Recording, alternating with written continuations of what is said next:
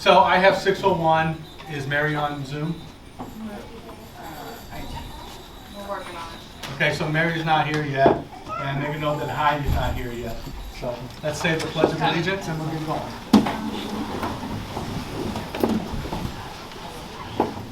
Pledge allegiance to the flag of the United States of America and to the republic for which it stands, one nation, under God, indivisible, with liberty and justice for all.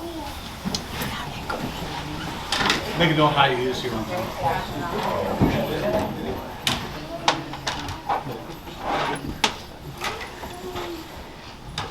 Okay, I need a motion to approve and adopt the agenda. So moved. There's a motion and second. Any more discussion? All those in favor? Aye. All those opposed? Is Mary there yet? And ask her how she voted. Ask her how she voted. Or did she not hear that? Okay, the vote on that was 6-0. Okay, and then after Elizabeth gets Mary in on Zoom, we'll go ahead and do the MSBA board report. So take your time, Elizabeth.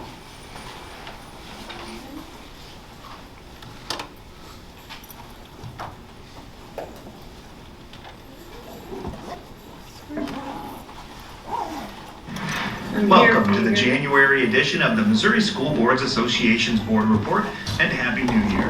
2023 was a year marked by technological advancements, but the year will likely be remembered as artificial intelligence's breakout year. Regardless of district size or location, AI has the potential to reshape the landscape of learning and teaching. And in the past year, some of those indications started to emerge. Sadie St. Lawrence was the keynote speaker for the first general session of the 2023 MSBA Annual Conference held in November. Sadie is the founder and CEO of Women in Data, the #1 community for women in AI and tech. During the conference, Sadie provided an overview of what AI is and its current influence on education, including both its positive contributions and potential pitfalls.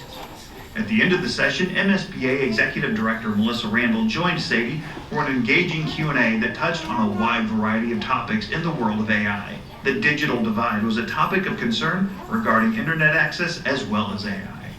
Yes, I definitely see it as increasing that digital divide, and I think that's a key portion of why we need to address it now, right? If someone doesn't have internet access today or access to a computer and a device, and then they graduate and they come into college or go into the workplace, they're going to feel very left behind when everybody's already used to talking to their AI assistants and used to working alongside them.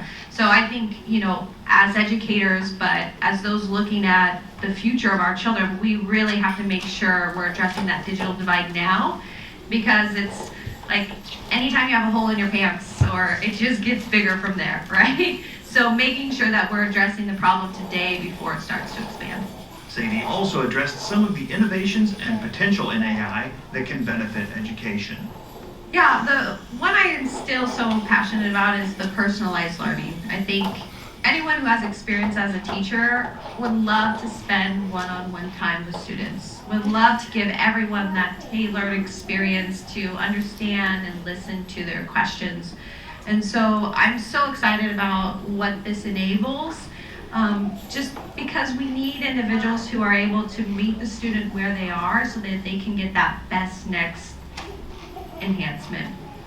There's far off things that I'm also really excited about them, which is like, how do we combine AI with also the metaverse and exploring different worlds and different realms in a really visual and interactive way.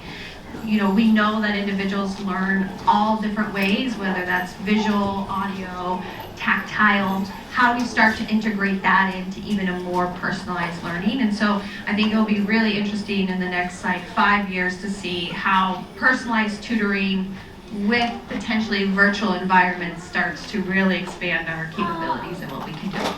The full Q&A portion of Sadie's presentation is available on the AI resources page of the MSBA website.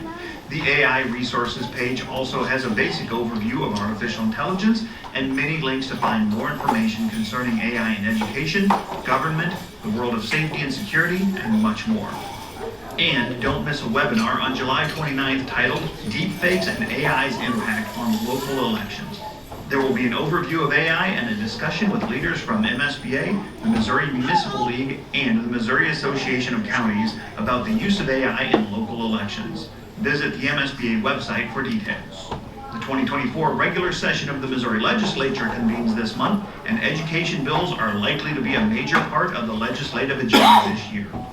The MSBA Delegate Assembly gathered on Friday, November 3rd in conjunction with the 2023 MSBA Annual Conference in Kansas City. Delegates approved amendments to 2 existing advocacy positions and 5 new advocacy positions. These positions are now part of MSBA's overall advocacy positions, the collection of statements that guide MSBA's advocacy on state and federal legislation. The new and amended positions can be found on the MSBA website by visiting the MSBA Action Center.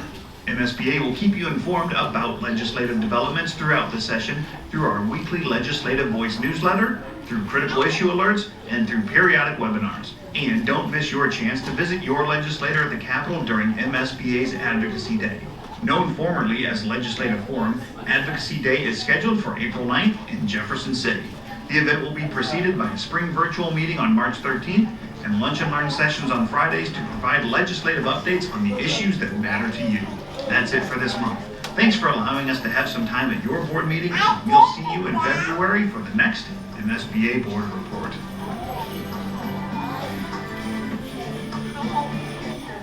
Does anybody want to add anything to that? I do, Austin. Sure.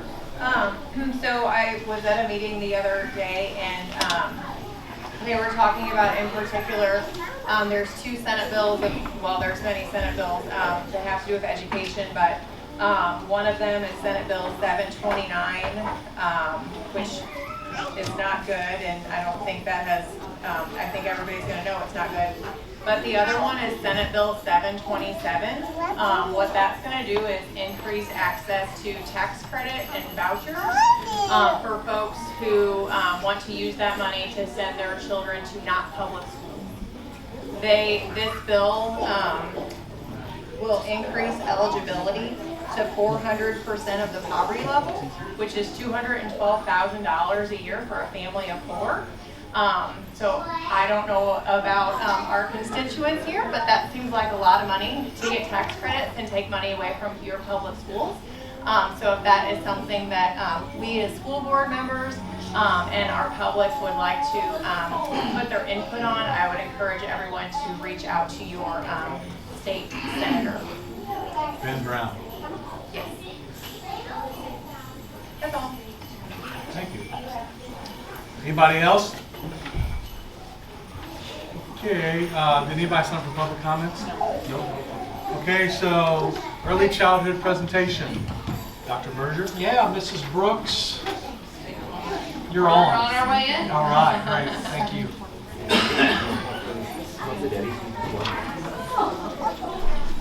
Tonight we have our littlest Wildcats who are going to perform a song we've been working on.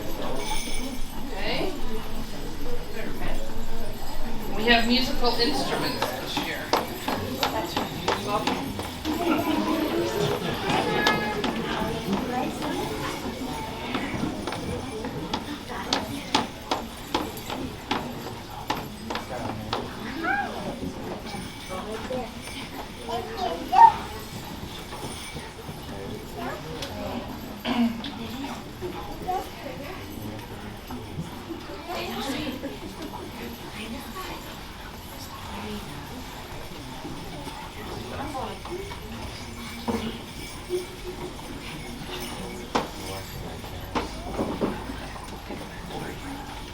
Alright, friends, are we ready?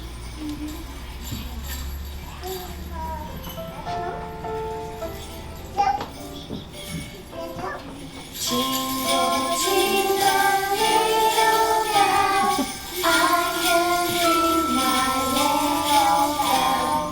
Ring it fast, ring it slow, ring it high, ring it low.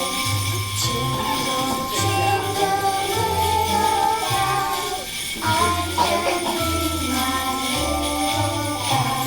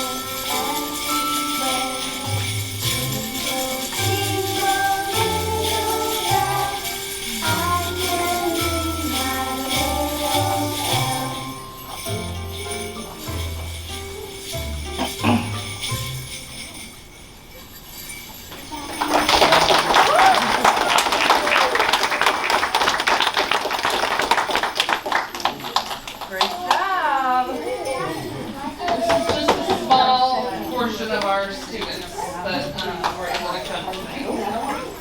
Thank you to all the parents. They'll take them out there, and if you guys want to meet them out there, you don't have to stay.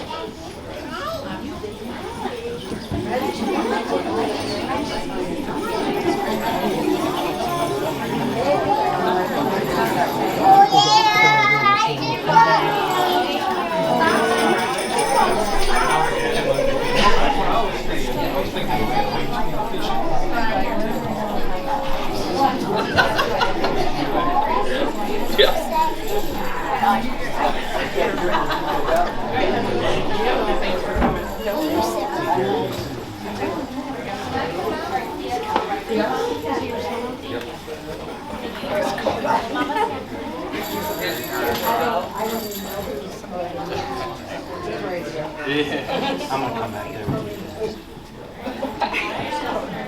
All right, thank you.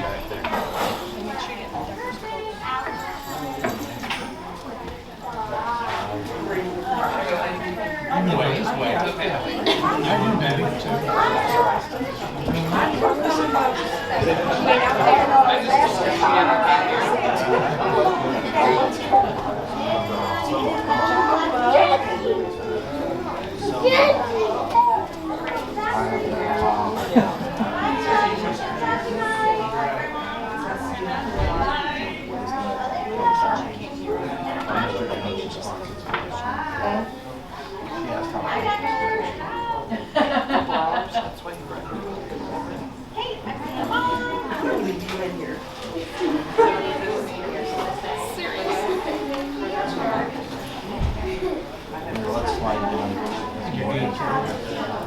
Okay, I asked Miss Patty to come tonight. She subs in our building every single day. We have several paraprofessional positions that have not been filled yet this year. So Patty is there every single day. Can you close that? Or you guys are good. Yeah, thank you. So we have a certificate that we would like to present to you for our appreciation for being there every day for us. So thank you.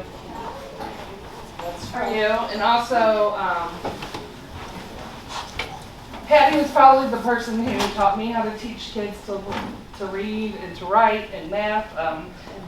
25 years ago, I was her co-teacher, so we've been doing this a long time together. So. I thought you were going to say you were a student of hers. Right. No, Mr. Bill was here the whole thing. I think Mrs. Rourke taught a lot of us how to read and write. Right. No, she didn't teach me to learn. She didn't teach me to read and write, but she taught me how to teach children to read and write. So, thank you. Can I get your picture together? Yeah. Mr. Bill was in her class too. So.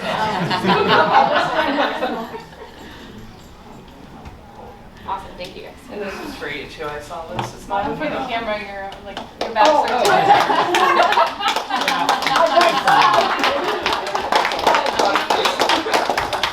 Thank you. Thank you. Thank you, Miss Patty. I want to thank you first of all for the lovely I messed it up. shirt and the cookies that was given to me and I just really enjoy being here. I graduated from here, came back, and I retired from here. She just won't leave. I'm a bad penny, I just keep going. But I do enjoy working with the kids, and so thank you for giving me this opportunity. Yep, Thank you, Kelly. thank you. It's a fun place to work, really. The preschool is an awesome place. So, Thank you. all. Thank you. Thank you again. As I scoot out of here. Next item on the agenda is high school and East Edition updates. Dr. Berger? Yeah, let's start. We're going to start with East, it looks like. And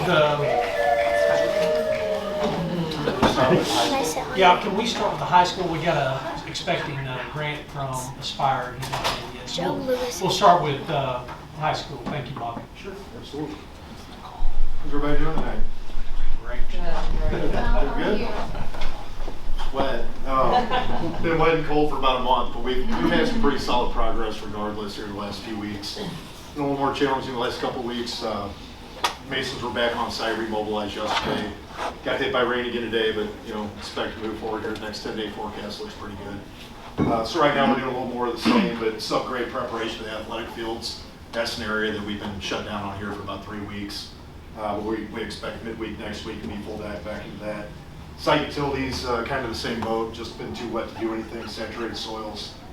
Interior building slab placement, really we're down to area F and area G, getting those filled in and finalized.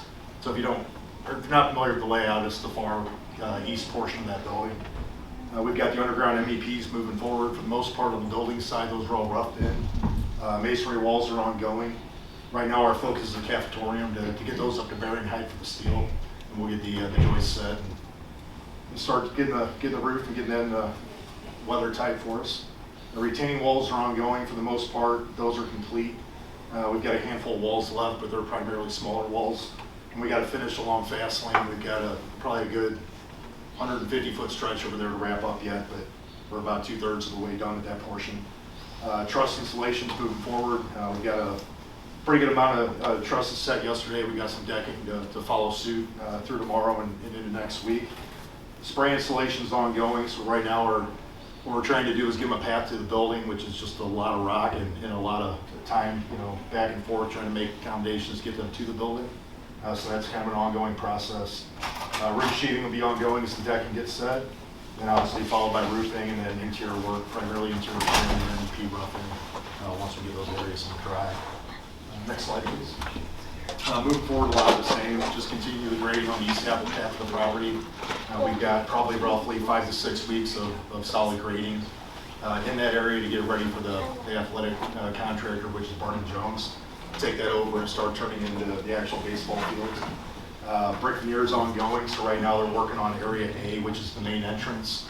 They've got about 2 weeks left to kind of come around the face of the western face of area A, and we'll start chasing that with the storefront system and start making it permanently weather tight. Right now we're temped in with plastic and 2x stuff like that, but it'd be good to get the glass in. Interior framing is ongoing, so area A, again, the most western part of the building is essentially framed down now, other than a couple short walls where we've left off for access.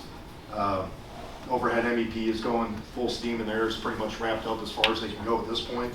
In that area, they're kind of migrating their way east, and we'll be looking to hang drywall here probably the next 2-3 weeks in that area. And then TPO roofing and shingle roofing is ongoing, just as weather permits. So it's been really good. We're kind of in a good flow, and expect, as long as weather cooperates, we're going to really pick up some ground here. Next slide, please. Just some ongoing sites. This is soil stabilization, the football field. So again, what they're doing is mixing Codell, basically in lifts. They just get in to firm that up. And even when you get weather like today, the rain, the moisture actually helps dry it up over time. So the moisture is not hurting at all. I just wanted to say that publicly so you're not wasting your money. It's just doing what it's supposed to. Next slide, please. This is the subgrade. So after they did the remediation work, they capped it off with the rock. So right now all the drainage is set in there, the rock's capped. What we're trying to do now is stage to come in and get the sidewalks around the perimeter of the track placed. That way we can set it up, get the substrate set, and then get the asphalt in. And when temperatures align, probably looking at May, June, we'll get the track surfacing down and get that striped. Next slide, please. Underground electrical rough to the athletic fields. So basically what we're looking at here on the far right of this first picture is your storm shelter that will tilt up. And then it's all the electrical conduits that are going to feed over the transformer on that side of the road, the fast lane road, I call it. Next slide, please. This is the south drive lane going in. I think when I pulled up that day, we had about 18 concrete trucks lined up, ready to go. I believe that pour was somewhere around 1,000 to 1,200 yard pour, which is a substantially sized pour. But if you go out to the site, they'll be on the south half of the site. Just past the parking lot, you'll see it expand kind of off to the east towards the athletic fields. Next slide, please. And this is the French drain installation that Cole did over at the football field. Truss installations, kind of an ongoing activity. We're kind of down to the last sequence of trusses. Like I said, with the decking, that once they go through and put their lateral bracing on here, we chase that with the decking. And then we come through and put sleepers and roof sheeting on that and get prepped for asphalt shingles. A few more photos here of the brick veneers. So what we're looking at here is the courtyard. All that brickwork in there has been completed to this point. They've since moved over to the east elevation. The west elevation of Area A. Some more ongoing pictures of the scaffolding for the masons. This is the drywall work in Area A. This is our barrier ceilings. This is what creates your fire ceiling above what's going to be the acoustical ceiling. So this is basically the space, below this where you're going to have all your overhead MEPs. Your sprinkler heads will all be in there, your sprinkler lines, your mains, your duct, everything will run through that space between that and the acoustical ceiling. And this is the drone picture, kind of looking east here. And here it is looking north, the west, and south. Any questions or comments? Mary, any questions? No, I have none at this time. Anybody else? So you want to explain, is the gear thing now appropriate time, or? Sure, yeah. So you want to ask that, you want to bring that up? Yeah, if you'd give us the update on the switchgear, we kind of got Yeah. a little bit of bad news, but we'll let you talk through that. Yeah, so when we went to contract with this project, switchgear and rooftop units were our #1 priority. We looked up the dates today, and we actually released the order of the switchgear before the contract was executed with the electrical contractor. So to put that in terms of dates, it was, I think, January 8th. Don't quote me on that, I have to look it up. It was early January. We got the Smills in. They did their part with their manufacturer to get that ordered. The Smills came back pretty quickly in early February, and they fully released the order on February 7th. So at that time, we were expecting to get the gear late December, early January. About 4 weeks ago, we got hit with the first notice that it had slipped to kind of mid to late February for a shipping date.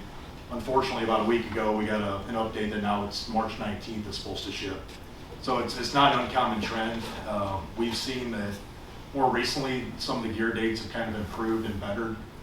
We've had a couple projects here where we've got a surprise with the late ship date and been pleasantly surprised that they came faster than that. But what we're up against is, if it truly ships on the 19th, I think we're okay. It's still about 2.5 months past what we expected. The general rule of thumb for us on a project this size is we need 5 to 6 months of permanent power to get the job done. So we're making accommodations to do what we can to kind of work around it. Right now, though, we expect if it ships the 19th, we should have it by April 1st. If we get it April 1st, we should have permanent power by the end of April, which would still be suitable to meet our dates. If we end up sliding any further than that, then we'll keep you guys posted and have further discussion. But ideally, right now, we're hoping it doesn't slip beyond where it's at. If you put that in terms of weeks, it's basically a 58 to 60 week duration from when that was ordered, which is a pretty substantial lead time, as you know.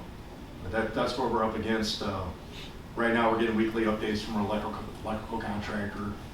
They're reaching out to manufacturers as much as they can, but they're getting kind of the generic response of we don't know anything more than what the ship date's telling us. On the local side, I know they're reaching out to Butler Supply and talking to those gentlemen and really putting the pressure on them. But that only goes as far as corporate. They get a hold of the manufacturer, and we're still kind of in a holding pattern. So we really don't have any solid information this time other than the shipping date as of today is March 19th. And we'll keep you guys posted weekly as we get those updates. Any questions on that? If it slips to the end of April, are there alternative ways to mitigate, impacting Sure. your critical? Yes and no. I mean, there's some things we can work around, Kyle. The hard part of this is we can't go buy, they're custom-made switch gears for the project. So we're looking at a 4,000 amp primary panel, main panel. We can't just go pick one off the shelf. It's not something that we can find like on Craigslist or something, but there are certainly things we'll try to work around.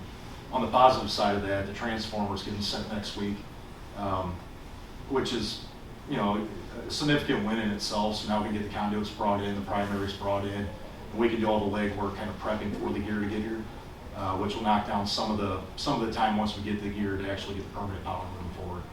And one of the good things about this, we've got Chris from SSC here, but the way the gear was designed too, we can get permanent power in phases. It's not like an all or nothing deal. It's not the entire building has to be energized at the same time. We can kind of progress that in our phasing from west to east. So we're going to do everything we can to mitigate it. And hopefully it doesn't impact us. We'll just keep our fingers crossed for now and keep you guys updated. You bet. Any other questions? On the plus side, all rooftop units are in. We've got one more that's shipping next week, but the balance of those are here, which is the other major alarming item in construction right now. So. Thanks for walking through that one. Sure, absolutely. Thank you. Bobby, Yes, sir. he's got some more stuff. Just, you might give us an overview of change order 11. That's the actionable item on the agenda tonight. Yes, absolutely. So change order 11 is composed of two PCOs, PCO 41 and 51. PCO 41, thank you, is the booster pump. We talked about this last month. We had a couple action items on our end. Chris is here from SSC to answer any difficult questions I can't answer. But long and short is we looked at a couple different models. Looked up one primarily, priced that out. It had, I think it was $3 or $4 grand more than this model was. Comparably speaking, there's really no difference in the two.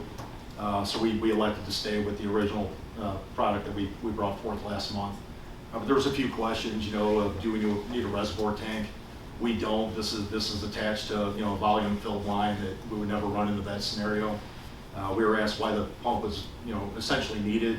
Right now we're at marginal levels with our volume, or with our I guess that's the right terminology, Chris, is volume or Pressure. Pressure. I'm sorry. The city water pressure, I guess, is the right way to word it. So if we had any expansion, upstream from us, or should you guys expand in the building down the road, those marginal numbers would drop. And the pressure that you guys would have for your fire protection and other things would significantly drop. So in our minds, it makes sense to put a booster in now versus later for future use.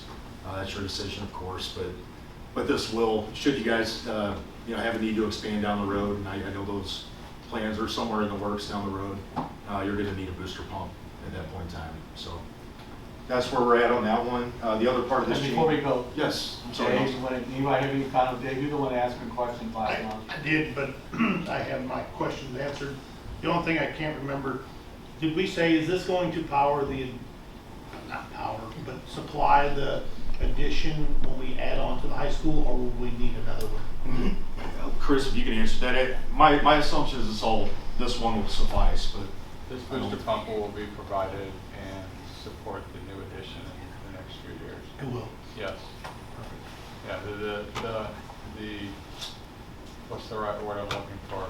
The unknown is what is the water pressure in the future as Wright City grows. The issue is not volume, it's pressure. So, and there's a whole different solution if it's the volume problem. It's just pressure. So that part's good news. So. No, that's all my questions. Thank you. Does anybody have any other questions on the pump before we move on to the scoreboard? Yeah, it was going to be an unknown question of how far will this get us in the future, but hopefully. Kyle, that's a great question. That's something I don't know. I feel that the pump water will, district number 2 have to take care of it before then. I think so. And then here's, so I try to look at best case and worst case, right? So here's worst case. Absolute worst case is something really isn't working after you built the new addition and maybe there's water pressure for the whole city drops. There is a solution. It is we have to buy a $36,000 pump the next size. Because that's all that would be. Everything else is no real pipe changes. You can almost take the one equipment out and put the new one back in. The difference between these two pumps is one impeller. It's a weird deal, but the pumps that we're proposing is two impellers. If you want the belts and suspenders, it comes with 3 impellers. That's the gist of it. And double the price? And what? And double the price? No, it's really not. The piece of equipment, the actual piece of equipment price is around $5,000 or $6,000 difference between, that's the delta of the two. Just the pump material. There's some add for electrical because you change horsepower. So I'm still going to recommend the pump that we had. I don't think we need to go to the triple impeller pump. I don't think we should do that at this time. So I'm pretty comfortable with what we got. But I do want to clarify one thing you said, Bobby. Sure. This is domestic water, not fire. Okay. Because it's a pressure issue versus a volume, where fire protection is pressure and volume. There's intricate numbers together to count that. So it's just a different way to count it. Good with engineer's expert opinion? Okay, anything else on the pump before we move on? Thank you. You're welcome, Carl. All right, thank you for that. Now, the next one, please. Sure. Yeah, the second part of this is PCO 51, so this is play clocks for the football field. This is something that is currently not a MSBA requirement. This is strictly, do you want this for your school? I will say, in my experience with building schools, that every new construction field is putting these in. I don't know if eventually it is going to be mandated, but right now you could play games there without it. But the time to do it's now. If you're going to put them in, getting them trenched in, getting the conduits trenched in underneath the track and making sure those are filled with flowable fill instead of rocks. You never have sediment in your track, that type of thing. Now's the time to do it. So that's really what it comes down to. You're looking at the engineering for the footings. You're looking at the electrical work tied into this. Look for the play clocks themselves and then the installation of those items. Basically, it's the turnkey cost for those things. Any questions on that? I wish the sub would have had it as an option when they submitted their bid. Frustrated about that, but water and bleach. Sure. Any other questions on the play clock? Could you clarify publicly if MSBA made this a requirement in the future, how much this would cost to install? It's If hard we to- didn't put it in right now. Hard to say, Kyle. I mean, at that point, you'd have to bore underneath your track, or you'd have to open face, trench your track. So, just the track portion itself, I think, would exceed this number. I would say, if I'm just throwing a dart, I'd say you're probably triple the cost. And please don't hold me to that, but it's cheaper to do it now than later, certainly.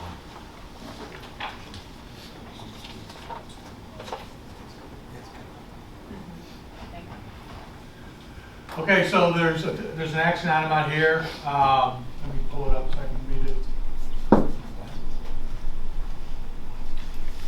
So, motion to approve change order 5 at, Do you want to look at these? well, let's just do change order 11 at this moment until Aspire speaks. So I need a motion to approve change order 11 at the high school, which includes both the play clock and the pump. Second. There's a motion and second. Any more discussion? All those in favor? Aye. All those opposed? I heard 7-0. Okay, do we need Bobby for anything else? No, I think, no. Thank you, guys. Thank you. Have a good one, Bobby. You too. Bobby. They are not here, but Bobby. we'll have a presentation with Bob, with Eric. Yeah, so what do you want, but have a good night. Thanks. Okay, Eric, you want to do the east update and then explain the change? He is on his way. Okay. Go ahead, just go ahead. Maybe he'll pop in here. Yeah. So, east, we did get our occupancy permit. They're in the building using it. The biggest pieces left are punch list items and cleanup. There's a few items that we have to wait till spring. There's some grading that was done and then some grading that was messed up by a contractor that needs to be repaired. Hey, there he is. Grant's here. Yes, So I'm sorry. I'll let him go through the timeline of things, but essentially they're operational. I think there's a couple things with the fire alarm system and mechanical system that is being worked out. Was one other thing I was going to mention. You know, the ceiling. Yeah, some ceiling tiles, Floor. floor, I just some cleanup ran stuff across the with a top couple of the tiles that were just damaged during construction and installation of other items. So some really minor punch list items. We're hoping those will be wrapped up soon, and we'll let Grant speak to that. Yeah.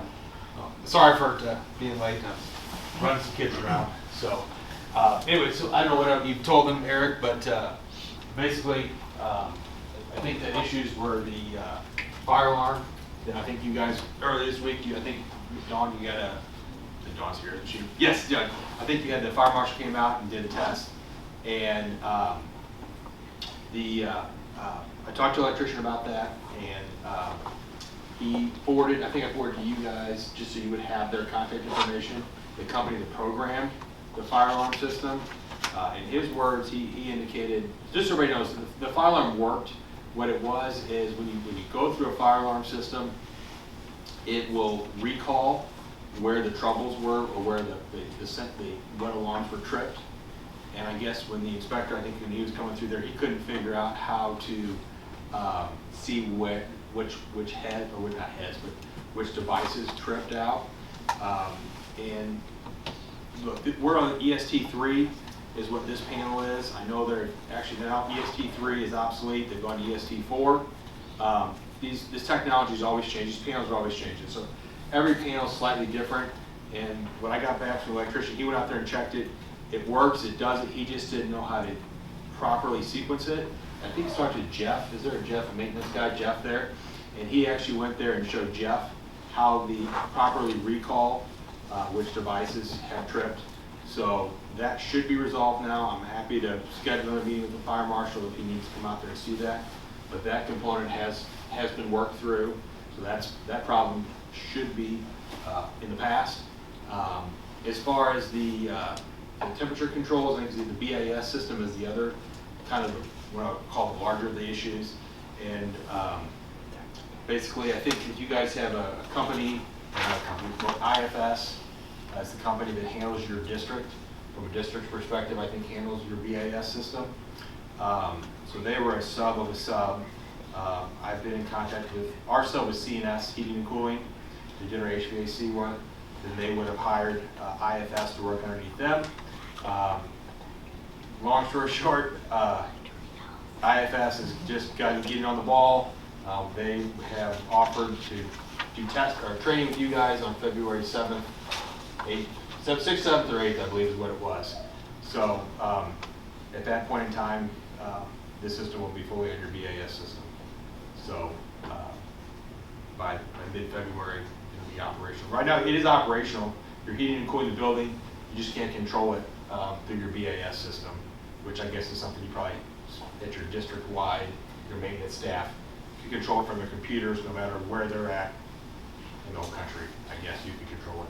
So it's just not, it has to do with graphics and tying it all in. That programming, just IFS didn't have the programming completed yet. So Chris, this is the issue you told me the other day where they didn't have the HVAC tied into the main. Right, they're on top. Okay, so control remotely. So we're saying that this is going to be fixed. Timetable on that issue. It's February 8th will be the latest date. IFS is finishing the graphics right now, because when you look at the BAS system from the computers, it has graphics that shows you each air device, each unit, and so it's a programming thing. I'll be honest with you, I'm not a BAS expert. I know a little bit about it, but they are finishing programming it, and they offered to do training with the district on the 6th, 7th, or 8th of February. They would be ready for that. Any other questions regarding the HVAC and the fire alarm system? Yeah, Dawn, so are you controlling it locally then, like a thermostat or something? Yeah, turns to go. And perhaps if we went through the slides, because I know this is awkward, Greg, because you came in, Eric had just started. So maybe we go through the presentations, there'll be some more questions at the end. Sure.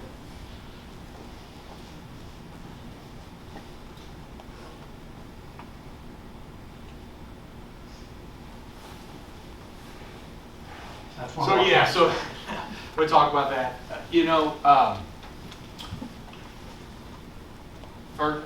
First off, so the existing building, that floor finish is a polished concrete floor, and then this spec was called for a sealed concrete floor. And I'm not, Eric, I don't want to offend you when I say this, but hindsight 2020, we probably should have used a polished concrete floor here. That doesn't absolve the guy who sealed over the top of this footprint by any stretch of the means. I've had guys out there multiple times trying to get that footprint removed, but as a testament to the fact that they really sealed it and sealed it well, it's underneath the ceiling. So the only way to get that footprint off is to go in one day, grind it off, grind the sealer off, and then and grind that footprint off and then reseal over top of it. And that happens to be right in front of the bathroom. So it's a high traffic area. So over spring break, we can get somebody in there to remove that footprint. But it's not just as simple as taking we've tried a Scotch Brite pad. I've told them to use what's a steel wool. Tried everything. It's sealed well. So yes, that's the footprint that won't leave. Does a Saturday not work? A Saturday could potentially work. Yes, we could do a Saturday if. I think that's a great idea. Yeah. Can I ask you a question? I'm sorry. Is it possible at some point to make this a polished concrete finish? Yeah, I mean that's a substantially different quality floor. Okay. And I obviously I don't know what's involved in that. I didn't know if there had been any thought, when we add those 4 additional classrooms at some point of making all the floors in that wing a polished concrete. I mean, that's a design element. It could be done. Can be done. Yeah. From a functional standpoint, they're going to function the same. Once you've got a sealer down on top of it, nothing's going to penetrate it. It's going to be cleanable. It's going to be wipeable, Right. Which is the goal of it. It's just the polish is what you've had on your existing floor, so that's got a densifier in there, and it just looks prettier. Right. That was, so for everybody, again, there's no excuse for this. What they did there, we will get that fixed. Unfortunately, the day we were out there, we were there on Martin Luther King Jr. Day. It was rather chilly that day, if you remember. But basically, when they rolled the roof membrane over, someone got lazy and didn't want to lift the membrane up, so they cut the pipe off too low. But we have talked to the plumber, he'll get out there and fix that. Yes. Oh, that's a good thing too. I forgot. This is probably the other major issue out there. I actually talked to plumber. He was there today. This sink was working properly when we first installed it. Since then, the control board has gone out, and he was able to today get one side to work. He's been on. I can attest to Man Plumbing has worked very diligently with Bradley to try to get this operational. And like I said, he was able to get one side working today, but unfortunately he needs another control board because the control board is bad. So at least now you have one side working, but unfortunately we need another control board to get the other side working. What's the timetable on that? He was just there today and doing what Bradley told him to do, and at the end of the day he found out that it wasn't going to work, or get the other side working, so he's got work. I don't know right now. Last slide. That's the last one? Okay. And, Mr. President, if I may, I've just got, I've got dates on what you provided there, 2/8 on the HVAC, hopefully. Looking at spring break on the floor, the sink unknown. All these are small things, so confident they're gonna get done. Grading, I know we're looking at spring break at the earliest. I mean, we're gonna have to push that out to whenever we can. So that was not a major issue. What we were looking for was, punch list items, some of these bigger things with the date. I know that didn't happen to get in the presentation, so I just want to make sure that the board gets what they want in terms of a time, approximate time. So I guess I would ask a couple of things. The drop ceilings need significant work, I think. What's the? No, we addressed a lot of those over Martin Luther King Day. I had a guy there addressing all of those. We still have issues outside of that, beyond that. I don't think you guys have been out to re-inspect. Since were we out there? When were we out there? I have not been out there this week. Okay, not this week. So you think that might be off? We'll go out and check it out. And hopefully get that one knocked off. Outside of the grading, what are we looking at? Are we out? You say middle of February. You think the punch list is going to be done? Yeah. Well, that's right. Spring break for the. And I'll try to get him. I'll try to get him there on Saturday to come in and do the floor. Okay. Bring that one floor piece off. Well, you just imagine, we're anxious to close it out. The 6-month delay on the panel, I get. Some of these things, as you know, I mean, these punch items can be pretty aggravating. And I think that's where we're at on. We at least want a time so that we can knock them out, get them out. Absolutely. And that's what we're looking for. So Yeah. you're sort of providing that for us, but something a little more formal with the item and the date would have been, that's what I requested. Don't have that. That's I'll what we give need. it to you tomorrow, sir. Okay, that'd be great. There are a couple other ones just off the top of my head that I can speak to too, if you just want to go through them all. There was a couple breakers that, in that panel that need to get swapped out. He has the breakers. I will follow up with him in order to determine when he's going to install those breakers. Right now, you've got 20 amp breakers in there. You're supposed to have 15 amp, 3-pole breakers. So those were back ordered breakers. If you remember, we ended up shipping that panel, short shipping it without the right breakers. So he put those in temporaries. We have those. He has the breakers now. It's just a matter of scheduling when he's going to put those in. And I also want to tell you there's some parking lot signs. There's some no parking signs on the fire lane. We have the signs. We just waiting for the ground, and not to be raining. So we'll be out there probably Monday or Tuesday next week. That's all outside. Okay, any other questions for Grant? I do. The grading, why isn't the grading done? I mean, the control box that we waited on, it didn't have nothing to do with the grading, did it? It's not so much grading as much as landscaping. I mean, it's just some sod. Our seed, basically, I think we put some seed down. There's a lot of weeds in that area around there. It probably just needs to be brush hogged or, cleaned up a little bit and then reseeded. As far as the grading it's all graded. It's on grade. I believe there might be some ruts from where a truck backed up that needs to get, fixed. But I don't want to say there's not really grading left to be done. It's the ruts, the grading at the ruts is the biggest thing. Yeah. The chain link fence down, or wasn't there a chain link? Temporary construction fence is all gone. Yeah. It's all gone. Yeah. And I know there was a couple punch list items and these are like a month ago or 2 ago, where we had some brick on site that was left over, some temporary, 4x4 posts, that's all gone. Gotcha. Yeah, I mean, really, it's almost like 90% of the grading done. It's just that a couple ruts and a couple things to finish. Gotcha. And throwing some better grass seed down.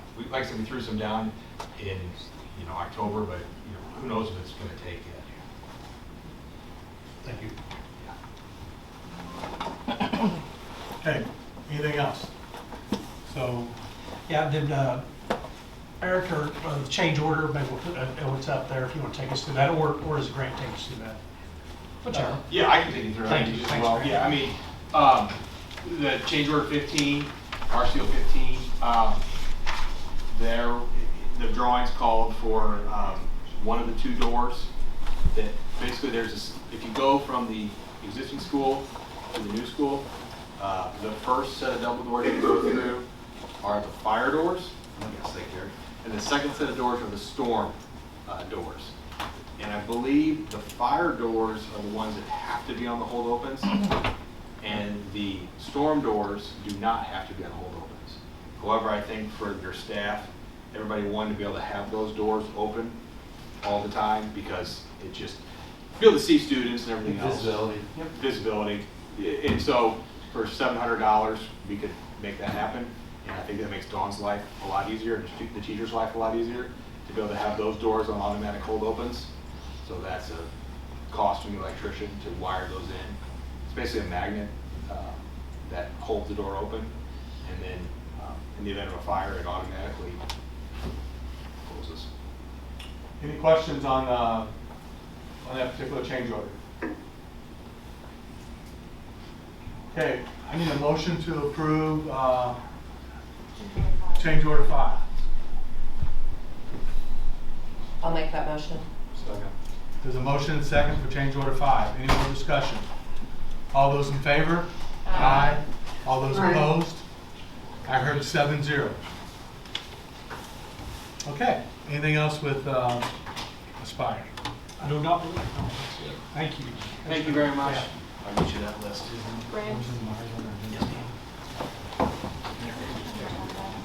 Oh, I'll take that. Thank you very much.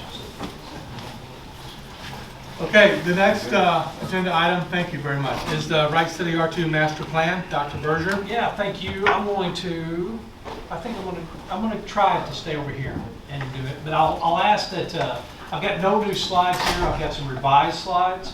I'll try to get through the slides, and if you'll make a note of anything that we could come back to, if you have a question, we'll just go back after I get to the last slide. But I think there's been a ton of discussion with individual board members in this since last board meeting. I'll try to kind of emphasize some of that stuff in some of the slides that were only slightly revised from the last presentation. So just remembering, and I know I've tried to kind of really amplify this, but this is much like our strategic plan is a continued process. This plan, our first master plan, needs to be looked at every year, and then probably just as a general framework, just about on the timeline of the strategic plan, about every 5th year needs to probably have a more comprehensive vetting of it and probably a little bigger revision. Next slide, please. Certainly want to recognize our folks that helped out in the study group on this, and I'll give you just a quick moment just to look at those folks there. We had staff, parents, community members that contributed, board members as well. Some of the things that we used as guiding principles as we went through this process was these 4 items: analyze renovation versus construction cost, providing clarity regarding expansion plan for early childhood education. Really, we've made a commitment to that a few years ago, that every time we looked at something that was master plan or strategic planning moving forward, we wanted early childhood education to be part of that, and it is in both our strategic plan and our master plan. So we've kind of met that want from the board, I feel like. Provide potential attendance boundaries, and of course that was related to the probability that we thought was very strong. Still think it is, it's just a matter of timing. I'll kind of go into that a little bit on a slide here. Boundaries for elementaries if those were reorganized to say K4 or K5 buildings. And then provide future use for building sites that were available for repurpose. So there was a little change in the plan that I'll try to kind of clarify too, that now has the repurpose or renovation of the current high school. So next slide, please. This, you can just kind of, I had you kind of digest this a little bit more last month, but just a general look at our overall school population going back there. What is that? I can't even see what that is. Oh, to 2011, yeah. And you'll see that kind of that spike or that more sharp incline as we go into the future because of what we are projecting. Next slide, please. And that brings us to just, what is our current reality? And our current reality is East Elementary, we're holding out pretty good out to 2028, which is what our RSP projections took us out to. West Elementary is where our problems come a little faster, and those start really potentially as early as 26. You might say potentially as early as 25, depending on, projections. Actually, depending on reality, our projections is what this is, but we know our current attendance this year outpaces the projection that RSP provided for this year. So we're already ahead of their projections a little bit. But that is our current reality. So the next slide. One sec, Dr. Oh, yeah. Bridger. Current capacity less the additional 4 rooms to this addition. What was that number? That was 4 something? Yeah, that does assume the master plan is seen out, and it does assume that we're reallocating those funds for an additional 4 rooms out at East Let Elementary. me clarify, what's capacity currently with the most recent 4 rooms built? It would be, I think 20 less, 80 less than that number. Because that would be, we're assuming about 20 kids per classroom. Yeah. Next slide. So then, I want to kind of slow down on this one just a little bit. I need to explain that you'll see that capacity projections under scenario 2. So probably going in to the study group, the low-hanging fruit we thought was the reorganization of our elementaries. And we had RSP, like I said, the commission to do some work for us on that to kind of help us with that. And they provided 3 boundary sets, and really the consensus, and it was overall, I mean, it was a large consensus that boundary 2 was the boundary of choice. I won't go into that boundary because that kind of plays into the second part.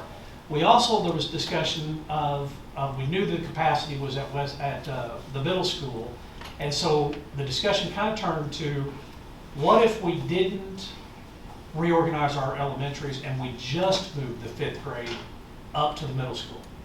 And the reason why, and it was a surprise to me, there was a lot of, I'll say, resistance to reorganizing the elementaries. And I wasn't expecting that, to be honest with you. And you know, it's fairly common that elementaries are, you know, in a district that has many elementaries, will be really similar in their elementary in terms of the grade configuration. And I still believe that's inevitable for us sometime in the future. But there was just talk about, we really, really like our littles being together, K1, and we'll take that over even the additional transition that of our current configuration where you have to go to East Elementary and then over to West Elementary. So we conceded that, and we said, okay, let's look and see what happens if we just move our 5th grade up. And as you can see, that really helps us a lot because it pushes us out to 2028 before we're even approaching capacity. So as we were trying to kind of sum that up and button that up, that element up at the study group, I said, I made it a point to say, okay, we can take that to the board that the first step is going to be the 5th grade moves up, if that's the priority of the committee. But I wanted to be real clear to them that I thought that the reorganization was still in play. Because at some point, you're going to need that opportunity to be able to see where your capacity is in 2 elementaries and redo your boundaries to maximize that capacity. So, and they were good with that. They just said, well, if we can do the 5th, and you know, it was kind of, the analogy was, do you rip the Band-Aid off all at once, or do you ease it back? And the consensus was ease it back. And so the 5th grade moving would be the first step, and then it would be unknown when we would have to reorganize, hopefully to the committees, from the committee's perspective, hopefully later than sooner, but everybody was on board that would have to be done at some point. Next slide, please. And so then you just look at the financial, just kind of a snapshot of financial assessment of bonding capacity. So I'm taking you through there on if you just let your bonding capacity grow. So in 2025, you grow to 12.2 million. 26, you grow to 16.3, and you'll notice I just took 1 year there because I wanted to show a little bit of how much you would be growing each year. So as our assessed value grows, of course that bonding capacity takes pretty good gains even in a single year. And if the assessed value grows, outpaces our projections, which I think is very possible, you'll have more money in each one of those years.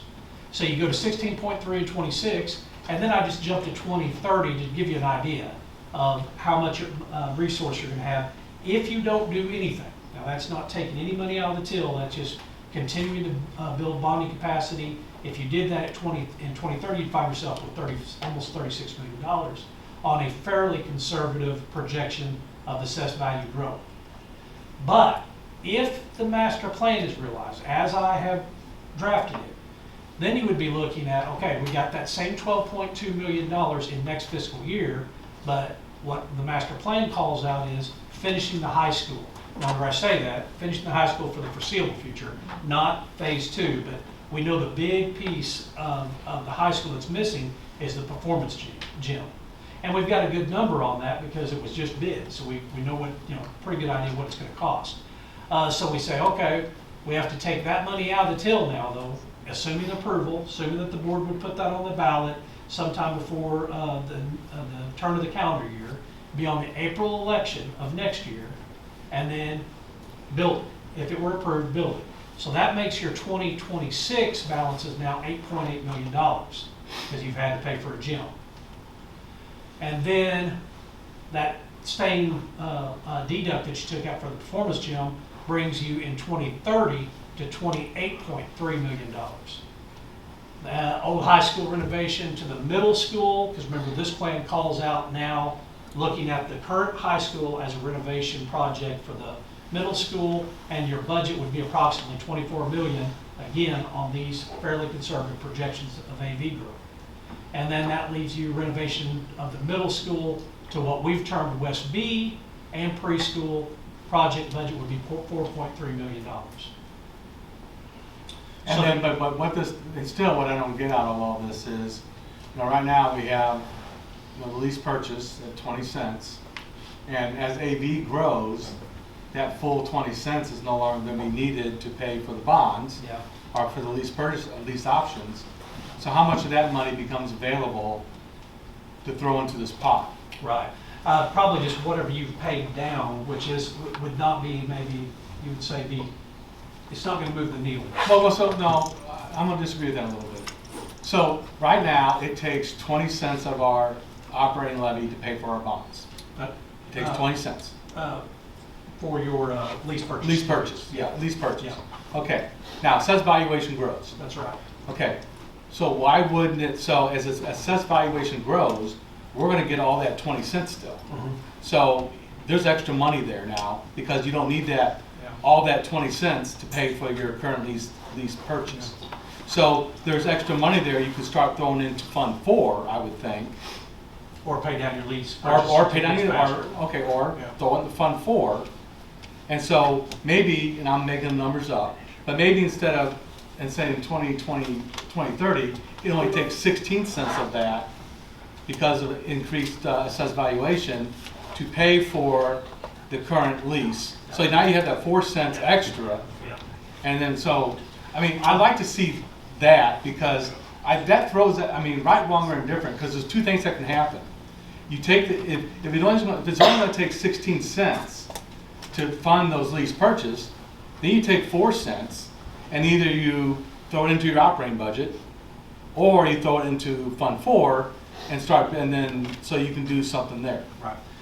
I'm tracking all that, and I think the reason, well, I know the reason because I built it, the reason why I didn't place that in there is it still gets to a little more aggressive than I wanted to put in this most fiscally conservative plan as our first plan.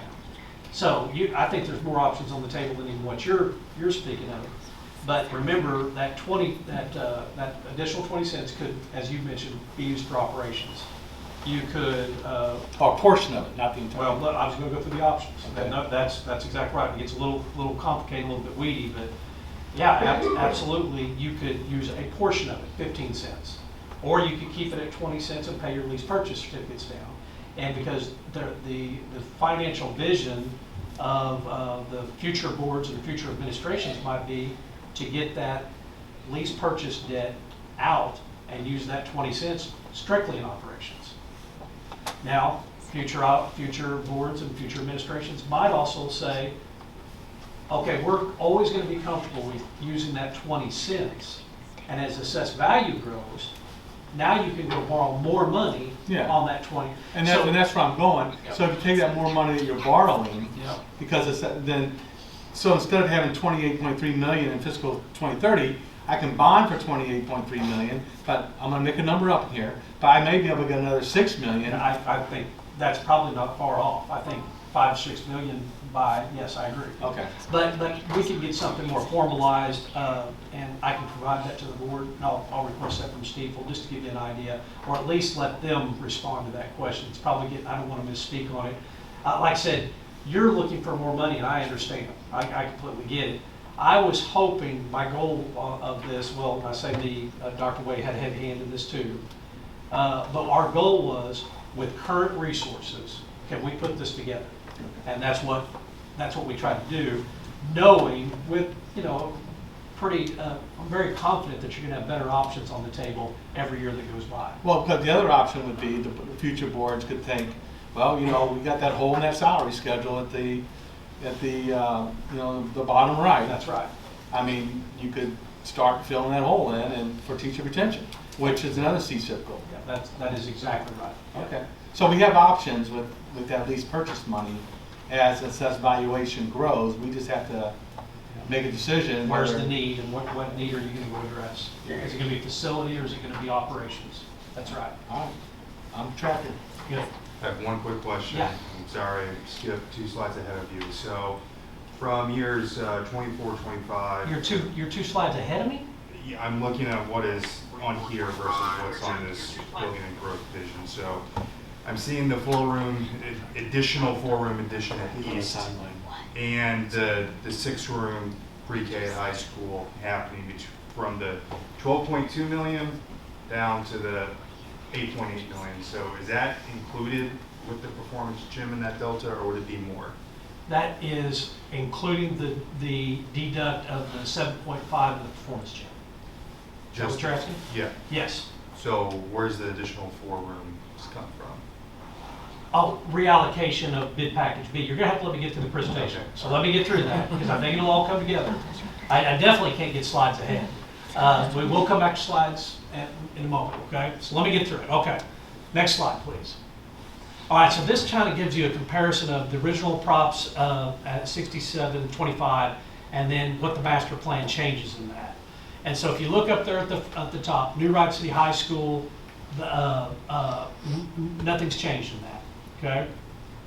We drop down to the preschool, and we know something changed because we got a grant for the light renovation, acquisition of furniture, and also operational grant for preschool. So that answered that need in the community, at least for the moment. So instead of the props called out for a full-day pre-K classroom, at least one is what we said. We're gonna have at least one. The MOQPK gave us 2. And then you get down to where some of the changes take place. The repurpose of the high school and central office. And the original plan was demo east parts of the facility, central office to high school, central office renovation for preschool, where we now operate the preschool out as kind of a sister building to the current preschool, the community space, and the boardroom. So what's changed? Deactivating and preserving the facility at the high school, okay? With a renovation in the future for middle school. I'm going to touch on that a little bit more, and I think it's the very next slide. So I'll maybe beat you guys to the punch on that one. Central office stays. Preschool rooms at the high school is needed. So now we're not even at conceptual design on that, but we do have Bond alerted to what we would want is the lightest touch we could. But as our preschool grows, and knowing that's a priority of the board, could we start adding rooms up there, perhaps 2 at a time, and occupy some of that space, but not as space we're going to stay in for the next decade. Just space that we're going to need because we want to answer the need of the community for preschool. And there is currently a revenue stream that we do not utilize. It's termed the 4% money that would at least prop up one. So if we had the space, I could, with the 4% money, which is 4% of your free and reduced, would give us about 20, somewhere between 20 and 25 ADA, just like our kids, just like our regular K-12 kids are funded. So there's a revenue source for the operations. We just don't have the space for the kids. So the plan would be to use that space in the interim until we got a permanent space for the preschool. And then you still have the community space and the boardroom that we think we can get out of there in the second bid package. So this answers where Kyle was earlier. So East Elementary in this master plan, as opposed to Project 6725, remember, we initially had 8 classrooms at East, but because of the cost projections, we lowered that to 4. So the second bid package that we were going to use to try to renovate this for the preschool and move central office up to the current high school, we're going to call it $2 million, it's not quite that much. That will then be reallocated for back to that 4 rooms at East Elementary. That caught your question? So that's where that money comes from. It's in the props money, and it's not $2 million. It's about 1.6. But we'll have to subsidize it. But as that priority is kind of looking at the projections and the realization that our numbers this year outpace those projections, I think that's a smart move to go catch those 4 rooms. Next slide. This is the primary reason of the change of why are we not demoing the high school now. And so the reason why Dr. Lee and I added this was, if you look at the difference between in 2021, how radically this inflation has went, the renovation cost is $174, and then you move to new construction at $229. So what is that, $55 of difference. So in that mindset, you think for $55, it's probably good money if you at all can to build new, demo and build new. But now here we sit in a very short time after that, and the difference in the renovation cost, if you look at the big number, use the 230 versus the 362, you're approaching triple the cost of new construction over renovation. So where the initial plan, we talked about some negatives were, some reasons why we wanted to demo was we don't want to hold up a building that's not occupied. That's always pretty difficult. And if there's $55 difference, we hope to be in a position to put up new versus renovation. So all this part of the plan is doing is giving you another option in the future. So instead of demoing it now, you would demo it potentially later or renovate it depending on your resources. That is the primary reason. Now, the couple of other reasons that I thought were, really good, solid reasons were when we first talked about vacating that building, and oftentimes what school districts do is they vacate. That's it. I think what we would want to do is really look at a true deactivating the building, perhaps commission a mechanical engineer to provide us some study on that, on if we're going to leave that building for, say, 6 years. We still want to climatize the entire building, but can we rework our HVAC systems to the part that we're going to still occupy, the gym, the potential of, maybe up to 6 rooms in preschool just for the short term. Can we climatize that as if it were occupied with people, which it would be. But the rest of it, we want a little deeper study on what we can do to deactivate the building and run it at a minimum, so to speak. So we would do some work on that, which costs a little bit of money, but I think it'll be money well spent. The other thing that I think that this board, and of course future boards and administrations need to look at, that I've had a little bit of success in the past, is when you've got a standing building that you're going to come back and renovate, lots of times you can pick things out of the building to bring down the bid cost that's going to happen in the future. And the classic example is asbestos. So a contractor, if they don't know what they're getting into, has to bid for the possibility of asbestos. Well, we have asbestos, and then we've got lots of floors that are covered, and based on the time that the building was put up, we think we likely have 9-inch tile in there. And that's not airing any secret that every contractor is going to sniff that out. That's nothing we try to hide. But we will pay a premium for that, because they don't know what they're getting into. So I think between now and the time that you decide definitively whether you're going to renovate or demo it will be worked into the budget to start looking at some of those things. Because if you could eradicate all the asbestos, and that's one example, there are a handful of things that you can do now, especially if this starts trending to a renovation versus a full demo, if that makes sense. But I want to say those two examples I give there pale in great comparison to the simple fact of new construction prices just ran away from us, and what looked like, you know, we would never want to do that, now looks like a more forced into that being a feasible option, just out of cost. So I know I had some questions on that one. We can certainly come back to that if that, you know, let that settle with you just a little bit. Give me the next slide and we'll come back. So this is, you know, this is not a conceptual drawing either. This is just the architects taking a first look at this. And so if you look at West Elementary A and B here, and you say also what occurred at East Elementary gave us a storm shelter for not only the current East population, but also for a 4-room addition. Okay, so that was asked too.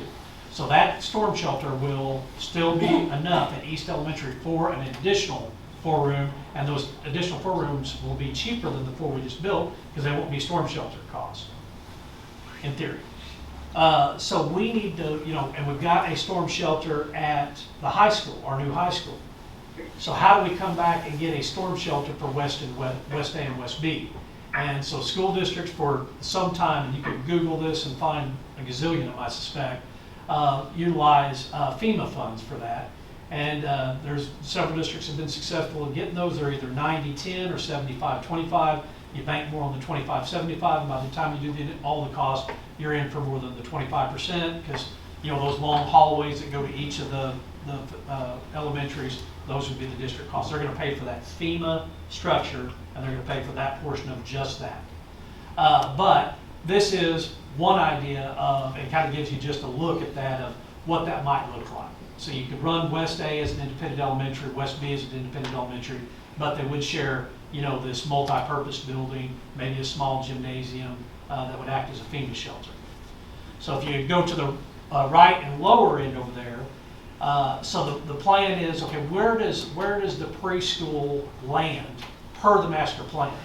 The preschool lands on the south side, thank you, south side of West B. And the reason why I like that plan is it allows it kind of restricts your West B from getting too big. Per the plan, when you get into West B, you're going to have all kinds of capacity there. You know, you're going to have bountiful capacity at West B. But as time goes on, you might be tempted to, you know, use that rest of that space, and you might have to. Who knows? But that's a really nice size for an elementary. You know, it's bigger than what anybody really want one. The best research shows elementaries being at 350 students. Very few elementaries at 350 students, unfortunately. But so that's what, you know, because we wanted a vision for, okay, let's be thinking about that. But as questions came in, I mean, that's not to say that the district couldn't, that was, the Early Childhood Center was built with a grant, the entire thing, through Early Childhood Center funds. Preschool is certainly a priority of Governor Parson. Of course, he's outgoing. We'll see what we get moving forward. I think there's going to be opportunities for perhaps subsidizing another facility, but also the district may just have balances. They can say, if you found a facility, wherever that is, you know, wherever that is in our community, and say that's our preschool center, which is the approach of a lot of school districts, create an independent preschool center. And there is a little bit of a movement to get preschools in each elementary. You know, and that's kind of getting into teacher retention, because they're motivated, because they're keeping, there's some districts having some real retention success when they offer preschool to their staff. And that's, you know, kind of where we're heading in our strategic plan. So that just, I wanted them to put that together just to kind of give you an idea of what this looks like. And these would say K1 in this scenario? Yeah, that's a really interesting question. One I like to entertain, but it really, you know, it's almost, from my experience with the study group, I think that there would be a neat conversation to say, okay, could East be a K4? And this be a, you know, West A be a K1, and West B be a 3, 4, 5, and the 5th grade go to the current high school. Or you bring the 5th grade back down here and you go K3, 4, and let's see, K1, 3, 4, 5. I'm having trouble counting. You're forgetting about second. You're forgetting about second graders. Oh, am I And I have a second grader. That's ironic. No, I don't. But, I think those are just future deliberations. But again, it surprised me that, and it's just a thing in our community, I don't think you'd find that in all communities, that we've really, there's certainly are people that see the disadvantage in terms of transition of our current configuration, especially if you have kids in both elementaries, it's a little bit cumbersome. But at least in our study group, there was a lot of people talking about, we really like keeping the littles together in their own building. And so that'll just be something that, you guys will haggle with in the future, I think. Next slide, please. And boy, it all comes down to this slide, really. This is kind of the one to point at. So the stuff in dark blue, those are projects and motions. Those are already on the move. And that's occupying the 4-room expansion, which we did in January. We have the kids on the MOQPK, but we've got a lot of work to do with our modular classrooms, and we've got weather to deal with, and we've got putting bathrooms in to deal with. So we didn't get the turnkey option, so it's going to take a little more time, but it's doable. We're going to make it happen. Of course, we hope to occupy the new high school in January of next year. All those are in motion. But then we get into the things that will be before the board sooner than later, and that is tonight, 5th grade to middle school. And then sometime next year, the 4-room, additional 4 rooms at East Elementary. And we thought at that time, and you may change your mind in the fall when you build the bid package, but go ahead and maybe bid out, just to get the pricing as an alternate, what a 6-room pre-K light renovation at the high school to put 6 rooms up there, as many as 6 rooms, for a interim space for the pre-K. Now, that may be deemed a bad idea sooner than later too, but I just think that might be a neat option. And while you're out there getting a number for the 4 rooms at East, you get that number too. And then we spoke there earlier, the no tax increase for the performance gym, the timeline of that, the board needs to certify it before the calendar year, beyond the April election. This specifically came from Mr. Jones's feedback. He said, hey, you've got that consideration for the elementary reorganization cited for, I think it was 26 in the last iteration of this. And we put those little perforated lines to show that you got to make that decision, I think. But you don't, it can be determined on when the need is. It can be determined off of your projections every year that you look at. You say, okay, we can push that off to 27, push that off to 28, and so forth. I think it's going to, potentially, I think if you take that mindset, that's going to be closer to 29 than it is 26, but all those things are conjecture. Master plan is on the ballot in April. It's no tax increase. Hopefully our community supports that, and you occupy the new gym maybe in 27. That completes the high school, at least for the foreseeable future. Takes out that, that kind of, we'll have an auxiliary gym at the high school, and we're really excited about that, but certainly not having our main gym on campus is a cumbersome item, and we'd love to get that one knocked off. And then you're really looking out there. You're looking out into all that stuff that you guys are really troubled with, but all I can tell you on that is this is the fiscally conservative plan that I think is doable, and I really do feel like you're going to have better options on the table than what I'm putting out here, but this makes it doable. Next slide, please. Okay, highlights of the plan: allows for no tax increase proposals to address capacity needs. Renovation of the current high school to a middle school utilizes the existing athletic complex too. A little added bonus there is not talking about the gymnasium, but that was always kind of a sore spot for me. Is you're going to have these isolated facilities. There are school districts all across the state that have them, but they are always better when they're connected to a campus. And I was willing to kind of turn my attention away from that and say, okay, it'll be fine. But a plan that gets you utilizing a campus next to those athletic facilities is good. But also what I like about that is it provides you some ground on the F highway side of your current 85 acres of where the high school is being built as another campus, maybe an elementary campus, maybe. But those are future plans. But you do have some ground there that you can utilize sometime in the future. That was my third point, wasn't it? I got ahead of myself, sorry. Next slide, please. So your next steps, of course, we have a couple of these things slated tonight. And then from 24, so you can kind of look down the road and see a little bit.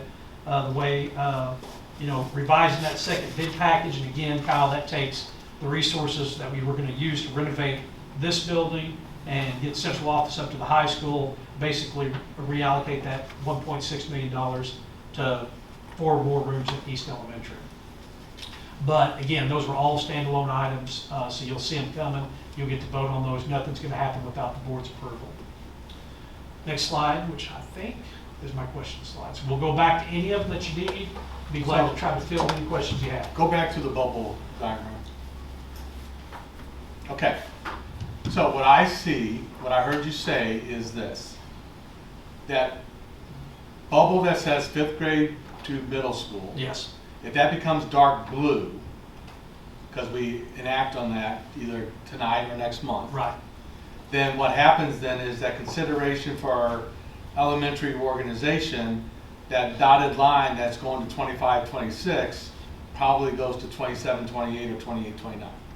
Yeah, it puts that off, and to the RSP's projection, it put it out to 28, I think, and didn't even show it as it is close, because you see the numbers. Okay, so but it's approaching fast. But here's the bottom line.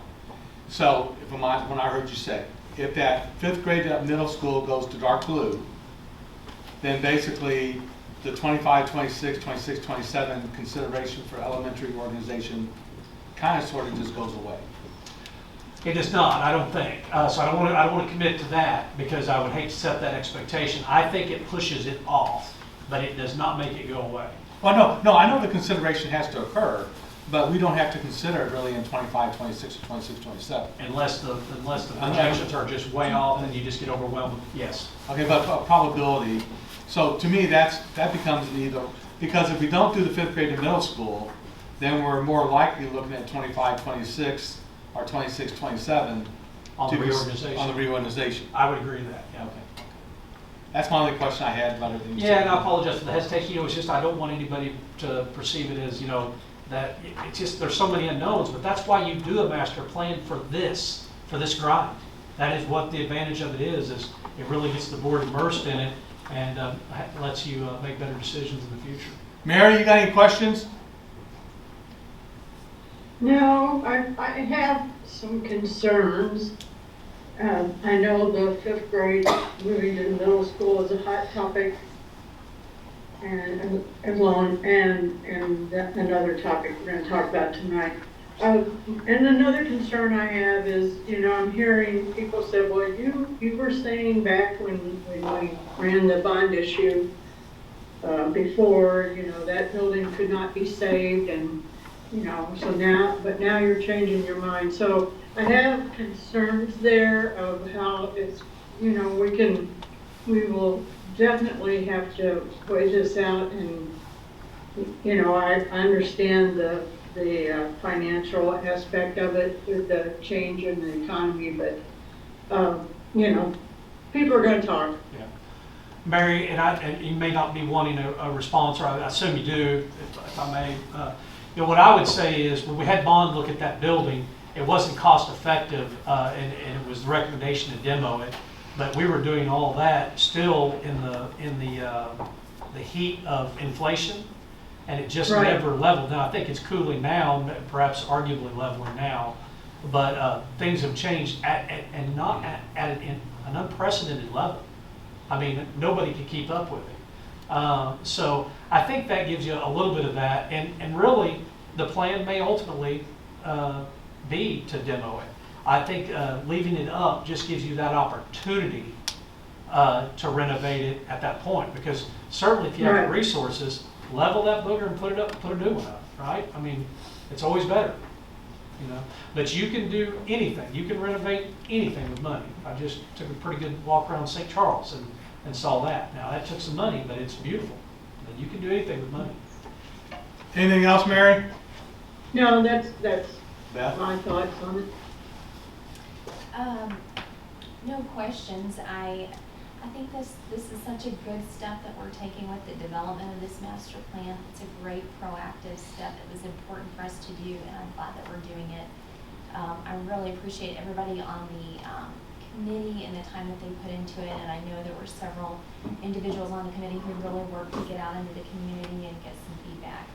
and I really appreciate that. I know we're gonna discuss a couple more of these items here in a minute, but I'll just repeat again for public clarification that as we approve the plan tonight, all of the individual steps that we see here, we will approve those individually. We are simply approving the plan itself, and that we have some direction that will kind of guide us in the years to come.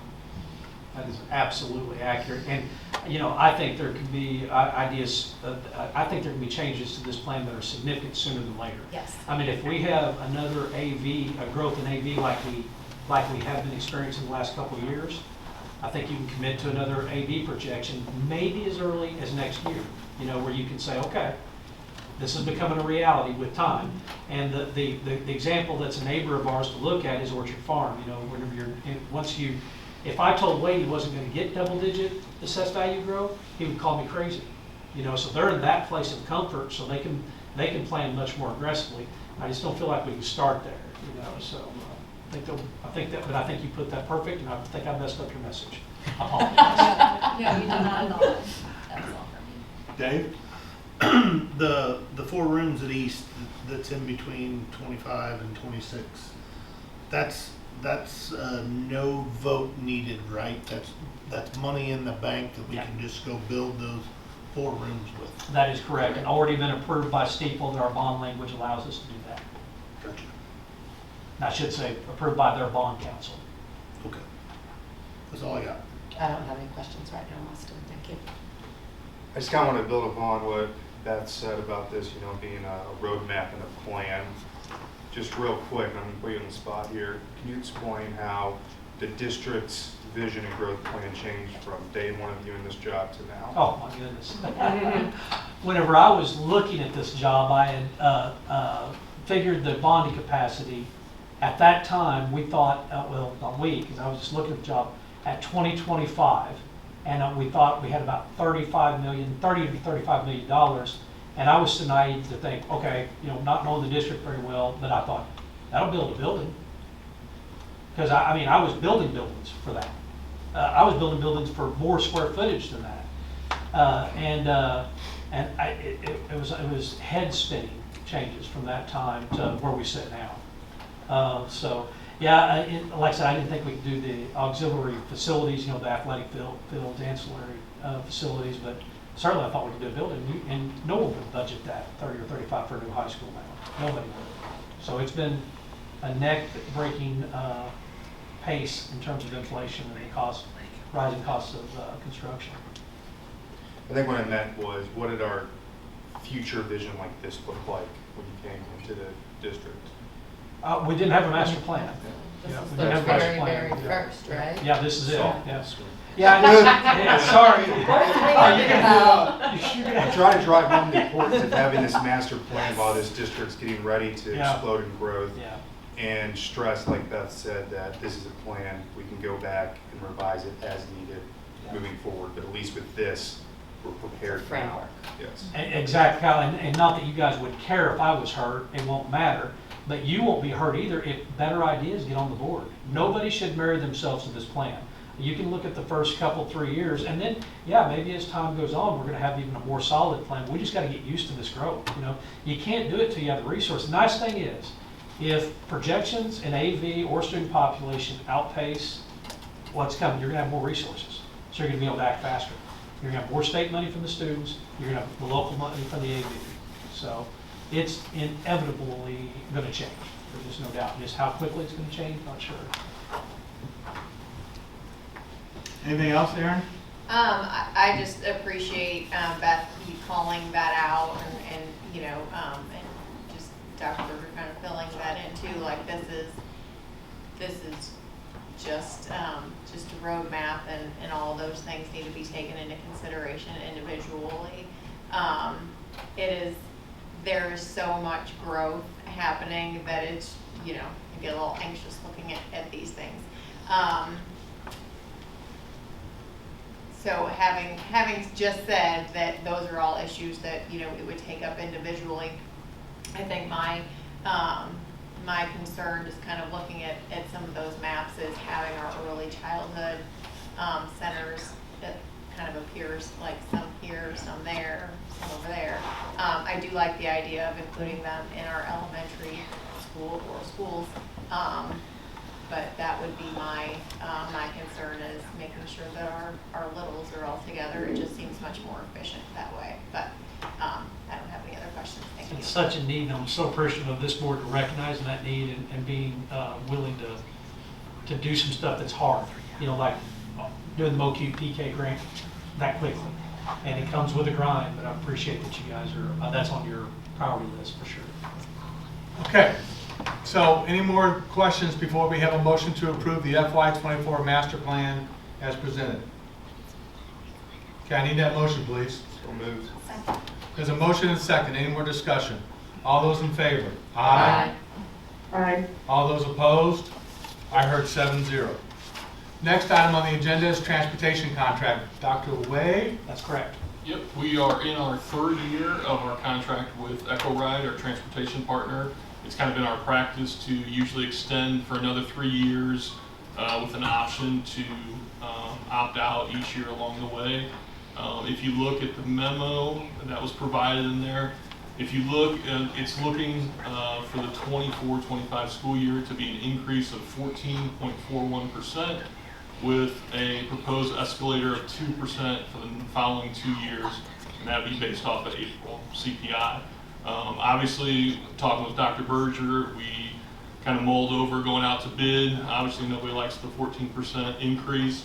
When we looked at that, we called around to some other districts that had been out to bid in the last year or two, and what we got back was 17%, 22%, sometimes with less service than they were getting before. And so we think in the best interest of the district is to move forward with Wright and again extend us out for another 3 years with an option to quit that every year for the next 3. Any questions for Dr. Way? We've been doing well with the current manager. Drivers seem very happy that all the issues from the past have gone away, right? Yeah, it's better. And obviously the transportation director is a big, it's huge in that. Yeah. And so yeah, we've been happy. The service has been better. Yeah. We would like to stay with them, obviously. And our buses are all new, or, right? I mean, they're newer buses, yeah, but I mean, as far as, and again, sometimes we get caught up in the newest buses or the newer buses. It's all about how mechanically, yeah. And as long as, last year we met that criteria of 90% I remember higher. that, yes. So we would like to stick with them. That hasn't always been in the past. When we were with Durham, did we hit that? So we've hit that with Wright. We'd like to continue down that path. Any other questions on the transportation contract? Okay, I need a motion to approve the transportation, the motion to extend the Wright contract for an additional 3 years with an option to opt out each year if need be. So moved. Seconded. There's a motion and a second. Any more discussion? All those in favor? Aye. All those opposed? I heard 7-0. Okay, next one. Impact team collaboration time. This is where we're proposing to get rid of their Wednesday early out and moving to either a Monday late start or, as momentum has shown, either a Wednesday late start. So I'll let Dr. Berger take it from here. And this will be the Mr. Smith show for the next 3 agenda items. So, Mr. Smith. Okay, all right, so again, this is a lot of the similar slides to what I presented in December on this information. You had asked for a few considerations to be put into this. I have amended a few of these slides, but we'll go back over this really quickly. Again, our current situation right now, we have a 60-minute early release time every Wednesday. We utilize that for our impact team meetings and professional collaboration. As we're going to talk about with the APR, and as we talked about in December with our academic achievement, those things are both on the rise. We believe these impact team meetings are invaluable to that and very important. And so we want to make sure that we do all we can to keep those strong and give them time to do that. And so we do some professional development during this time as needed. Some of our ongoing concerns are the fact that right now 60 minutes is not really doable for elementary teachers because they have duties with buses and getting kids places. And so our administration in both buildings are having to adjust really their master schedules to ensure that our teachers can collaborate during the day, meaning that they get less plan time realistically than our secondary teachers do. Because they are not using their this Wednesday early out the way that the secondary schools are. One of the other ongoing concerns we have is that secondary students really have are creating a few issues by getting out early. In fact, I mean, we had 3 middle school students yesterday start to get into an issue at the library on collaboration time and then take that into the parking lot at West and get in a fight. And so our administration is unable to guide impact teams because they're dealing with student behaviors. And so this is not the first time that those things have happened. We've had a lot of that already this year. And then there's always the productivity concerns, you know, the end of the workday as opposed to something at the beginning and midweek. So those were all things that were brought to the study group. Okay, we'll go to that next slide, please. Okay, so the study group really reviewed the concerns from the admin, staff, and patrons. Several committee members voiced their concerns, their own and on behalf of others, on all sides of the spectrum. We generated a list of possible solutions. The committee came up with a ton of solutions that night. You know, 1 day off per month, going to late starts, longer durations for PD. And then the decision that night was to go back to the groups that they represented and to get clarity and discussion. And so we had a number of people on that subcommittee who posted on the Wright City for Moms page and other pages and talked to people. We had teachers who were surveying and talking to other teachers in the buildings. When we came back for our next meeting, we made the decision that what looked to be the best option was a late start on Monday and adding a little time for that. But before we did that, obviously we sent out a survey to everyone in the district. We blasted that on Facebook. We put that on the webpage. You couldn't even navigate the webpage without that thing popping up and asking you to take it. We sent it on campus blasts to people. And with that information, we reviewed that at our next meeting and made the recommendation. And so the next slide is what that subcommittee recommends. That we have a 75-minute late start on Mondays, that we offer childcare at the elementary schools for families beginning at the normal drop-off time. So what's would be right now, that wouldn't change for parents to drop kids off. We would have no students in buildings outside of that childcare that's offered. The Tuesday through Friday would have the same schedule. So on Tuesday through Friday, all students would go at the beginning of the day.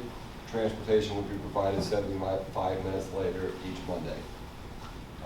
Some of the survey takeaways that we did see, where there was, again, lots of concerns over childcare and transportation. And among certified staff, this was a pretty positive move.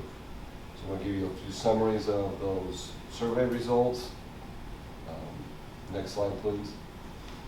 Child care is needed on Monday mornings for parents. Additional time off hurts classified staff members. And so a number of those classified staff members we could utilize as needed to provide that child care in the morning. And again, some of those, that would be like 15 minutes more really a week that they're losing, but it's something. Nearly 80% of survey respondents stated that this was not a major factor when coupled with child care, when we offered child care. This was more favorable among staff, obviously, than the public, but it still had over 80% favorability ratings. Some respondents who selected major impact, their comments stated that it would be a positive major impact. Quite a few of those of the staff made that comment. And many also mentioned having no child care. Staff too, concerns about the number of Mondays when school is off.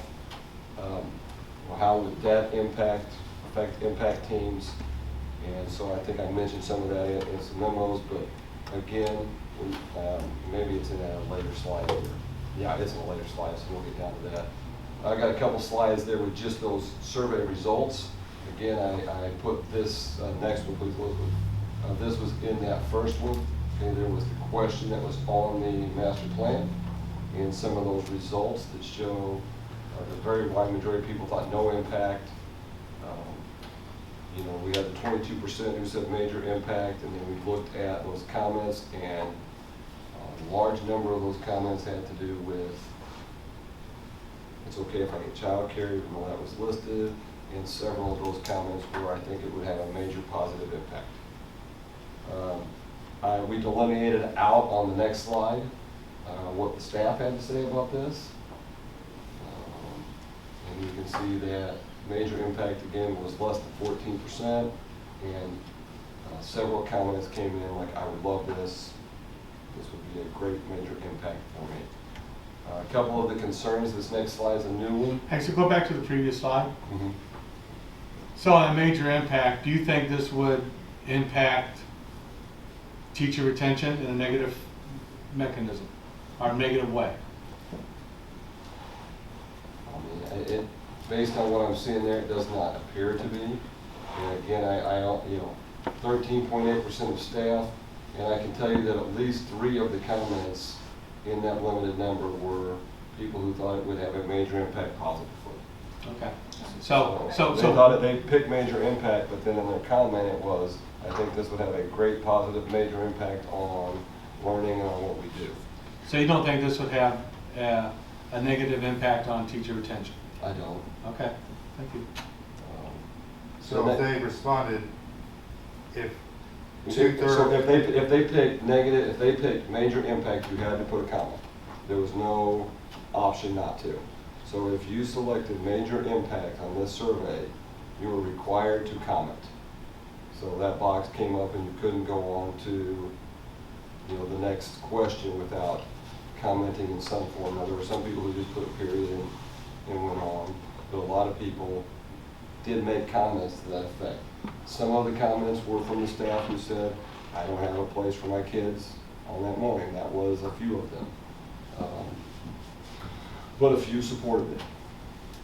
My comment was going to be if 2/3 of the folks that chose major impact, they read the question incorrectly, how many people chose no impact incorrectly and thought it wouldn't drive an improvement in PD or whatever? Well, I think major impact, we did probably, when you answer a question and say major impact, it could impact it positive. I guess we didn't anticipate that at the committee when we put that question together. But when I got those comments, we were kind of shocked by some of those. The next slide is one that I put together that's new based on some questions from December. Hourly classified staff are going to be used to provide for school childcare at the elementary schools. I was asked what's the difference in Mondays that would be lost. Using our calendar right now, 3 collaboration days would be lost. Right now we have Mondays, Labor Day, Martin Luther King Day, President's Day, and the Monday after Easter. But we also do not have school the Wednesday prior to Thanksgiving, so that's 3. But at the same token, by increasing 15 minutes a day, you're actually going to gain over 2 hours total over the course of that, even though it is 3 fewer days. Because we're adding 15 minutes to that. Some of that will be eaten up in duties at the elementary school. We are aware that the calendar committee could address one of those days potentially, but it's not nearly the challenge or the concern that I may have thought originally when we started thinking about all of Mondays. And again, I know that there was another concern about, well, what about if we move 5th grade to the middle school? Can they still be dropped off early when we have care for them? Well, because the middle school starts well earlier than West, the drop-off time would be the exact same without childcare. So they could be dropped off at 8 a.m. or whatever it would be, just like they would at West if they were going there, because that's when school will start at the middle school. So the drop-off time for the fifth grade would not, if we moved the fifth grade, would not be impacted, and they wouldn't need the care in the mornings because they're gonna get dropped off the same time that the second, third, fourth graders could get dropped off for care. Additional considerations, benefits, this next slide. Again, you know, the time constraints of that, the 15 minutes, we're really looking for teacher plan equity.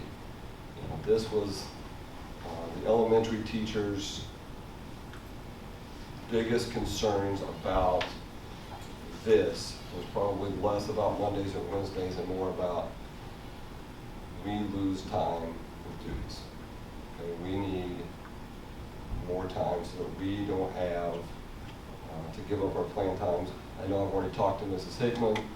She would be excited about that additional time because then she could do some different things with her master schedule and around when she puts teachers where and on their plan times and how she can adjust those.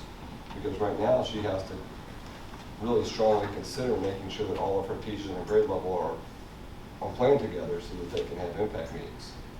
And then that overburdens a lot of our specials teachers in those times because we're doubling up kids in some of those classes.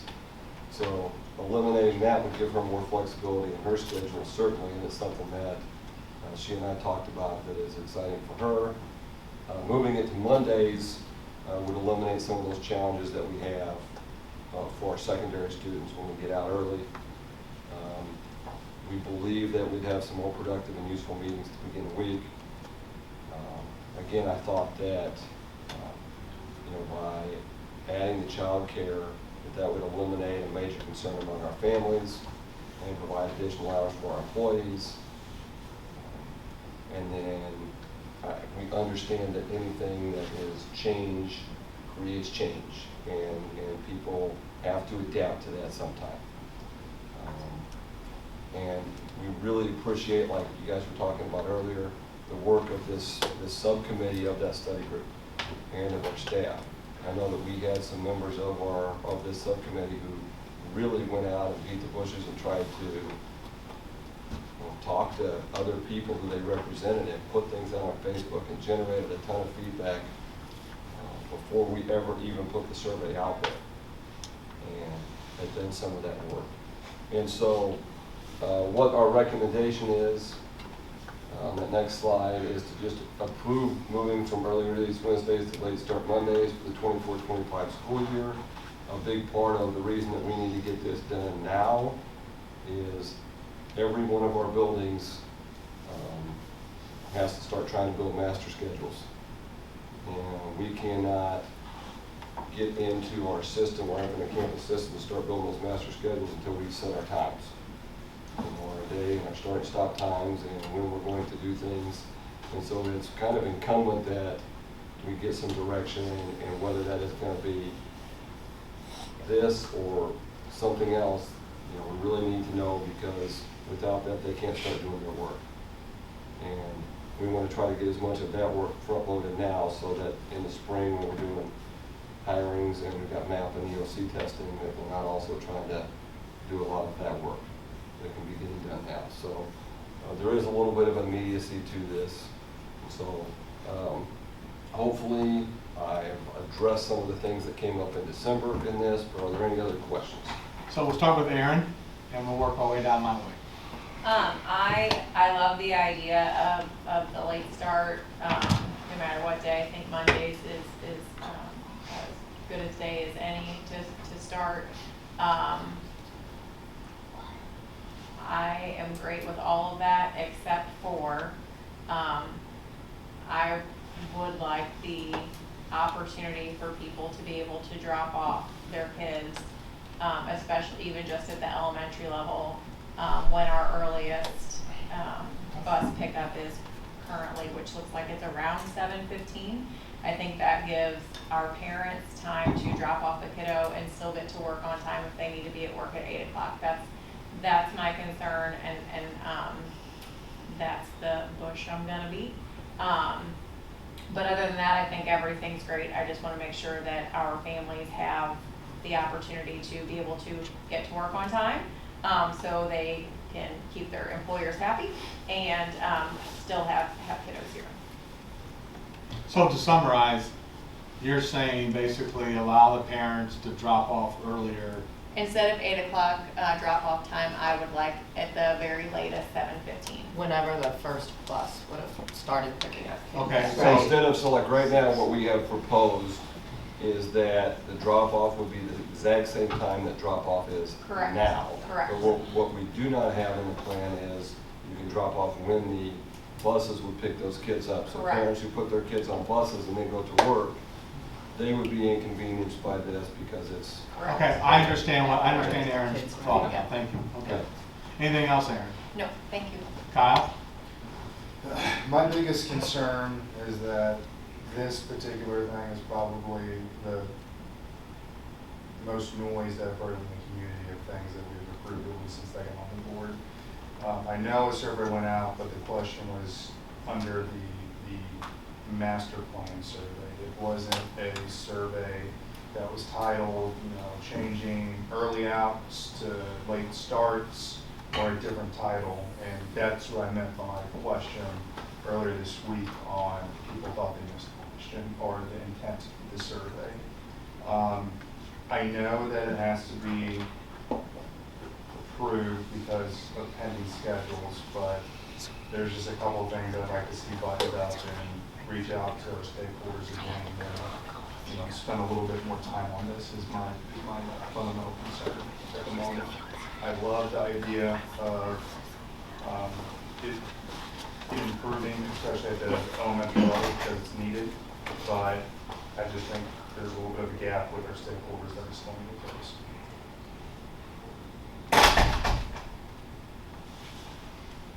I've had a lot of conversations and asked a lot of questions. I do have multiple concerns. I personally do not have multiple concerns. Let me say that. There are some parents with concerns, but my number one concern is exactly what Aaron had said. Just because, again, we can't ask our families to be an hour late to work every Monday. And that is a massive concern. So whether it be 7 o'clock or 7:15, whatever time they would normally put their child on the bus, I want them to be able to take them to the school.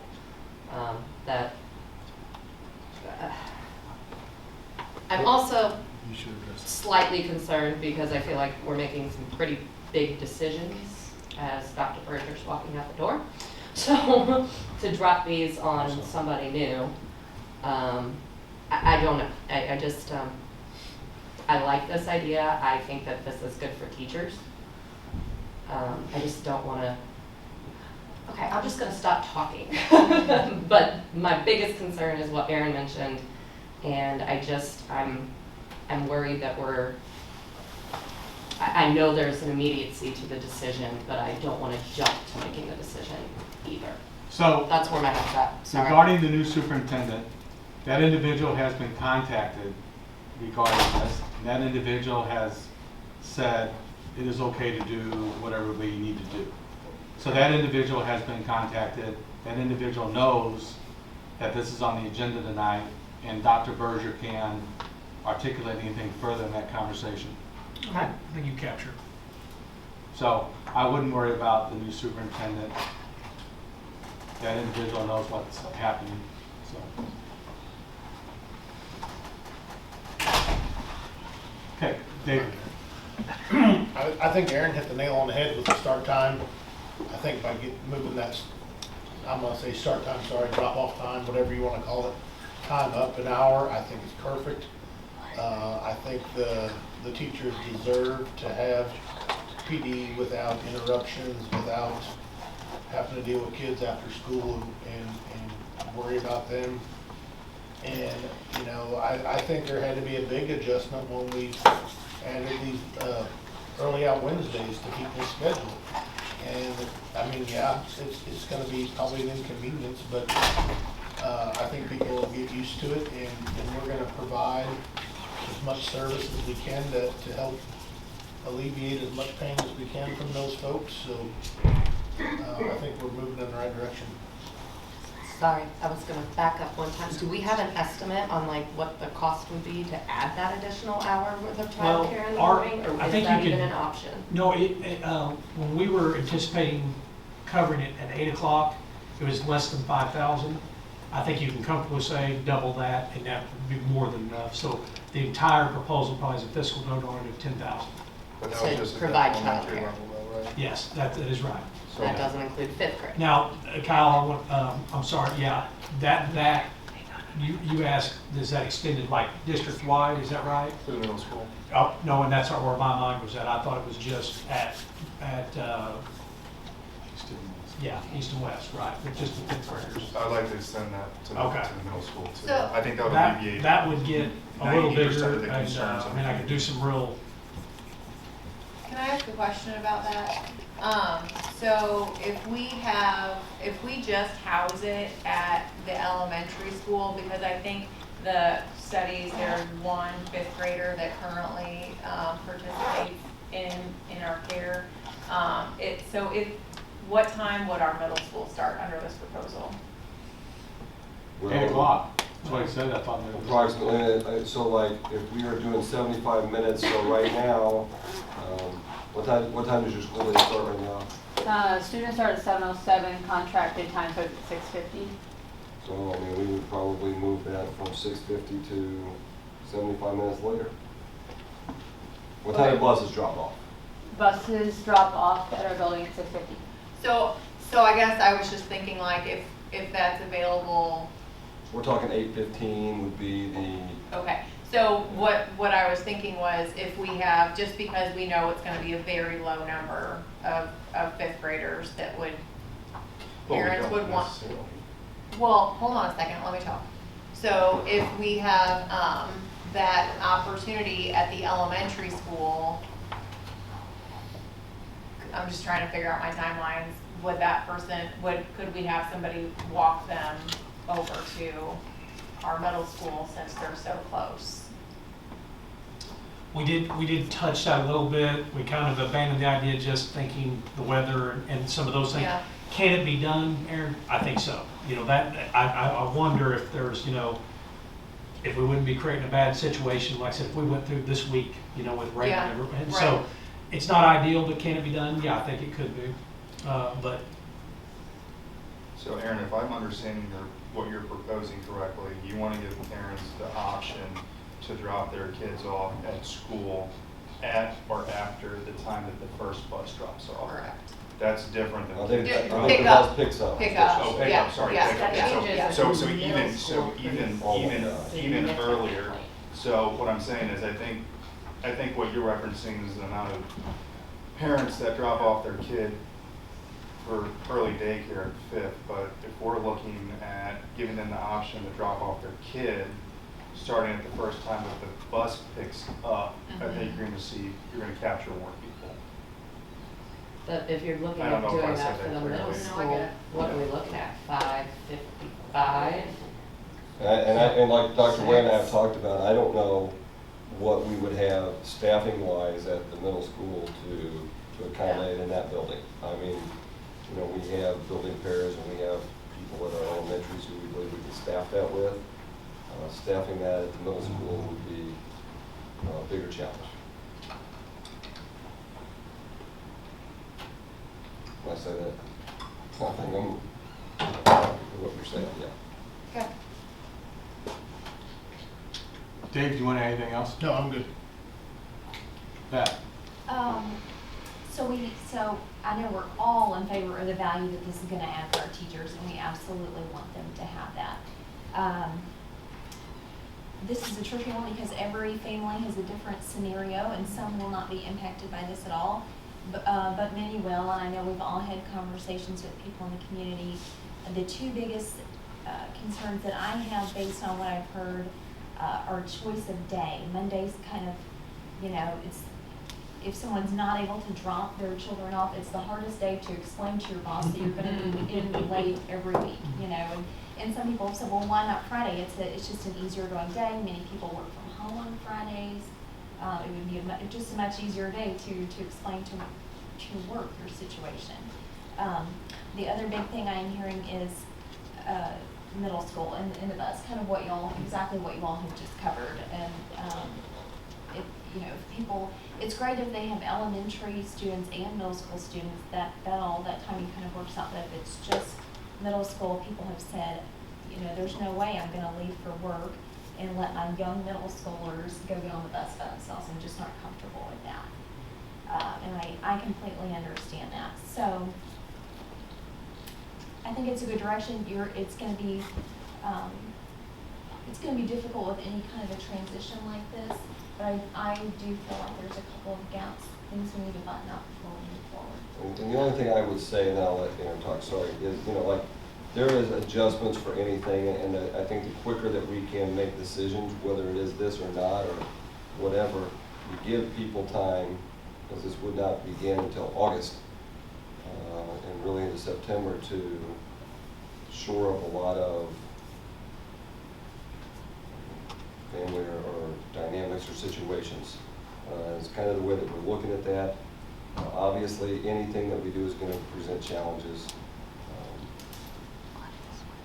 And we did, and Beth, if you look back, I didn't put this slide back in this one, the slide back from the December board meeting, we did ask in the community questionnaire which day of the week was the most ideal.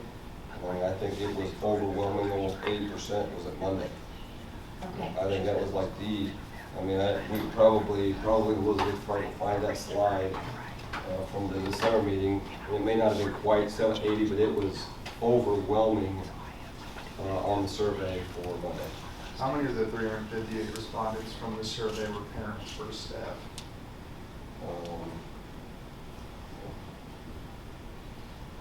I don't have that. I can't pull it out. Let me see if I can Day question. And we did not obviously offer that. We didn't even put Friday So on we there didn't because how have many Friday Fridays on were there. out. How many Fridays are we out? A lot. Really? I don't know. I have that calendar. Okay. We just didn't even put that on there. It looked like we had about 103 staff members take that survey. So 200, a third of the, or 2/3 of the survey takers were parents. Mm-hmm.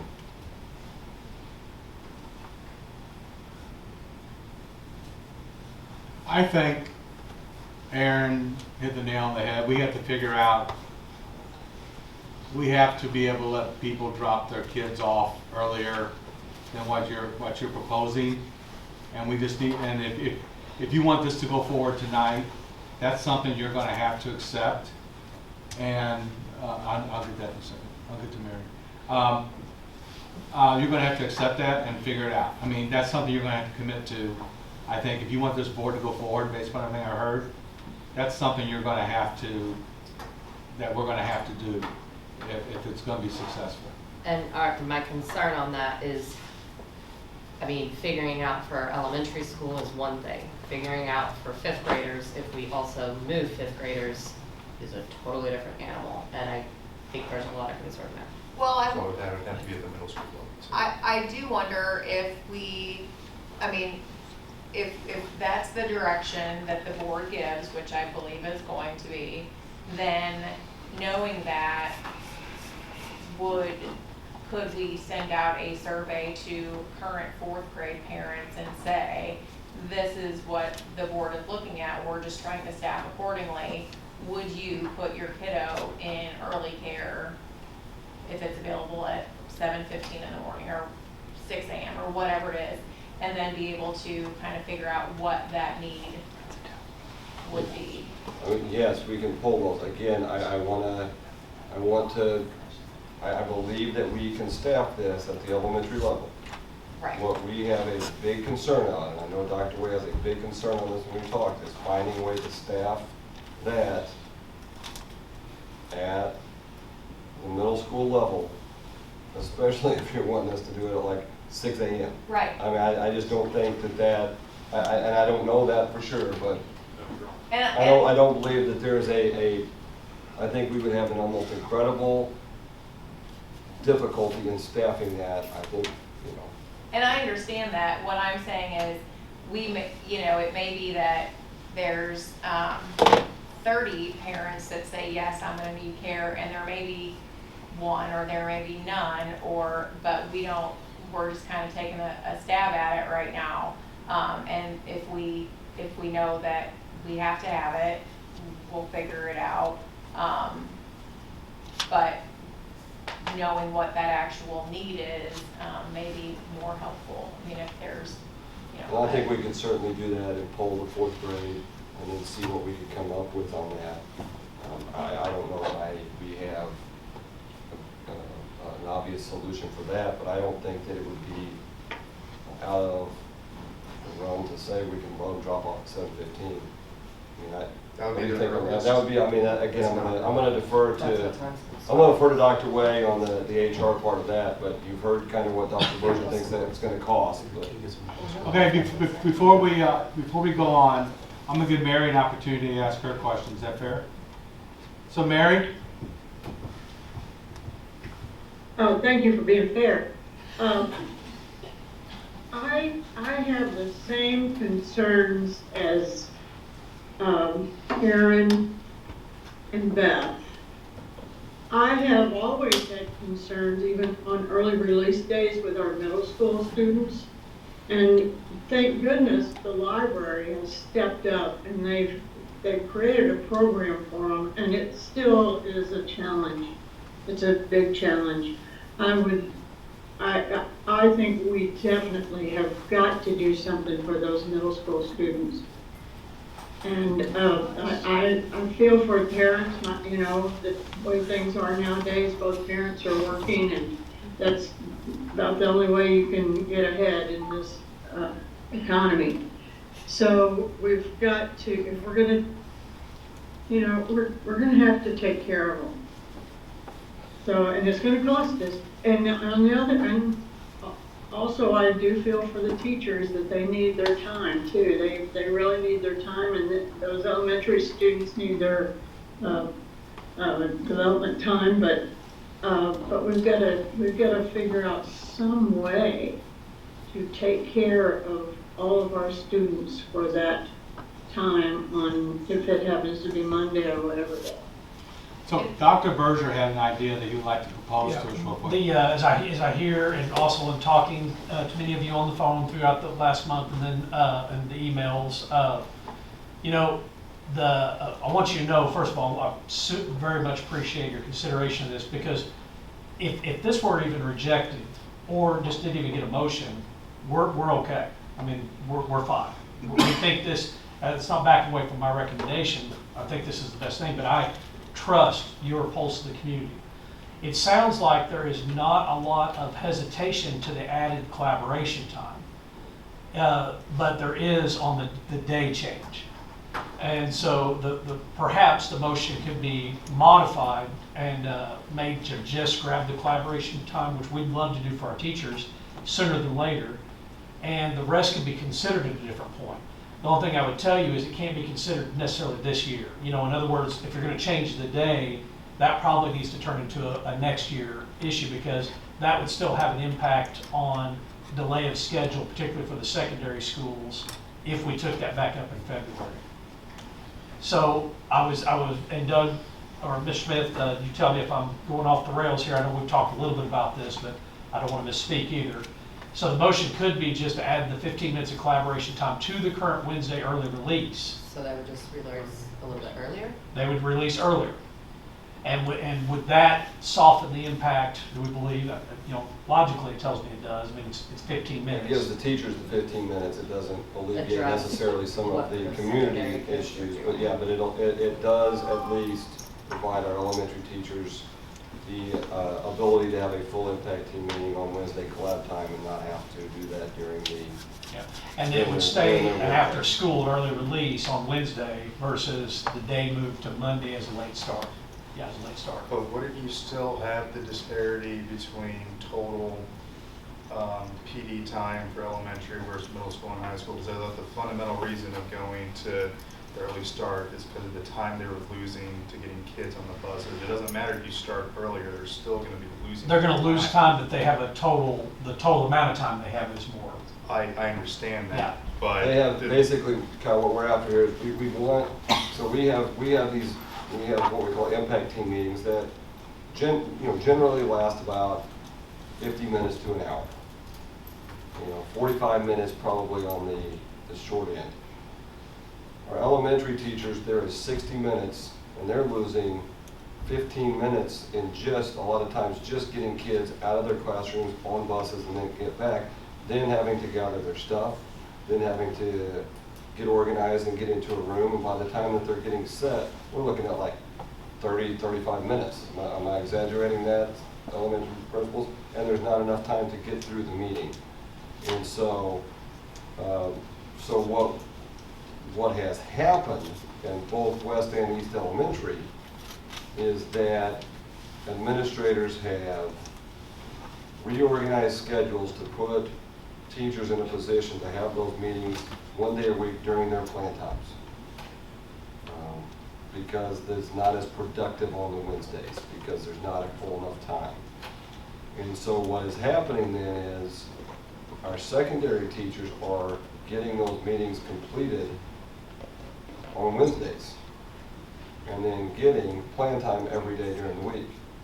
Whereas our elementary teachers are surrendering a plan time during the week for an impact meeting.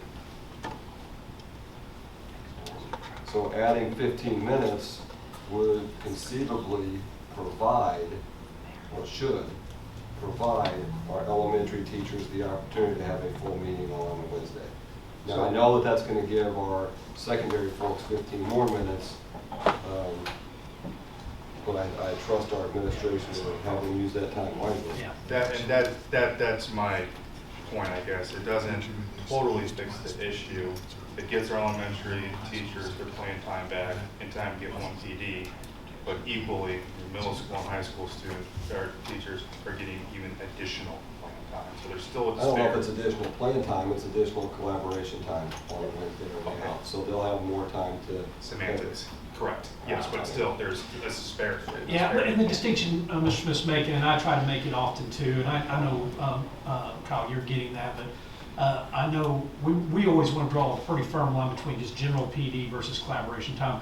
PD is, what we're learning that might be new. Collaboration is just what we do. It's just become, we're close to being institutionalized here. It's the way we do business. I mean, it's critical. It's the number one thing that has drove performance for us. Okay. And so but you're absolutely right. We even interchangeably use those words interchangeably occasionally, and then we'll correct each other, so. Yeah, I think the point I just want to drive home, and I'll let it lie. There will still be more collaboration time between your middle school and high school teachers than elementary, even moving the early out 15. That is exactly right. You're right.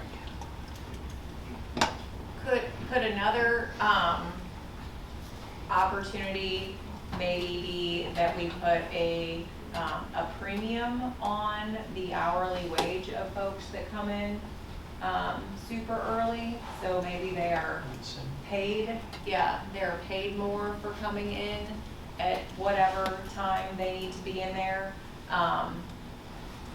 to make that more attractive to our folks to come in.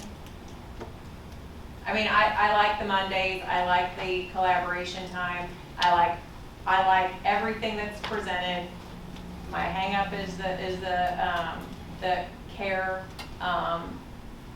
part, and so I just wonder if that may be a solution. I have middle schoolers, and I've been to the library on Wednesdays. That is not a good situation for our kiddos, and so if we can get away from that, I would rather deal with late starts on Mondays than our early outs on Wednesdays for our kids who do not go home right after school. So I think that's great. I just wonder if that may be another solution if we put a premium on folks that come in super early. Aaron, no doubt you're going to have to bring me back around to your question. Basically, she's asking, can we pay? Yeah, I understand her question. I just was going to take this opportunity to kind of shine some light on. We have, not that we have drilled down on like incentives, that specifically didn't come up, and I appreciate that thought. I'm trying to save Dr. Way a little bit on this, but I'll give you an example. Like Mrs. Dean provided this great creative idea that we had not thought about. And from the get-go, she recognized it had some holes in it.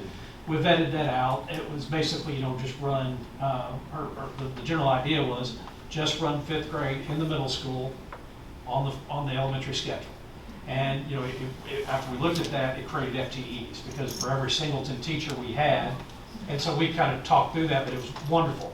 That also is a really good creative idea. I think Dr. Way's hesitation, the reason why he wouldn't make eye contact with the nurse, he would hate to commit that because we've seen incentives, not even necessarily here, but it's this thing that we've all talked about, like we can't get people to work. We've got a certified staff, particularly in the first year, that waive career ladder because it's not about, but so I think we're hesitant to commit to that because we're afraid we'll fall short on that. That we come back and say, okay, we're going to put $3 on everybody's hourly salary, and we're just not confident. We're in a different time, and I know you know that as much as I do, believe me, in your business. So we're probably hesitant to that. If that were our orders, we can go try, but we would, that's why we've been hesitant about this, anything above the regular school start time right now, because we felt confident we could get that covered. Confident, but no one was going to, we may have been coming back with you and saying we can't do it unless we have an incentive to get supervision at 8 o'clock a.m. To bring them in at 6, that's another 2 hours. And Dr. Way, and I apologize. I know you were. What do you share those? The only other thing I'd like to add is we have after-school care, and let's say there's 8 workers for Boys and Girls Club. 6 of those workers are people that work in our district during the day. So if we're talking about covering from 6 a.m. until 8:15, let's say, would it be that time in middle school? Like if we're covering buses at 6 a.m. Yeah. and then you guys would be done at 8:15 with collaboration? Yeah.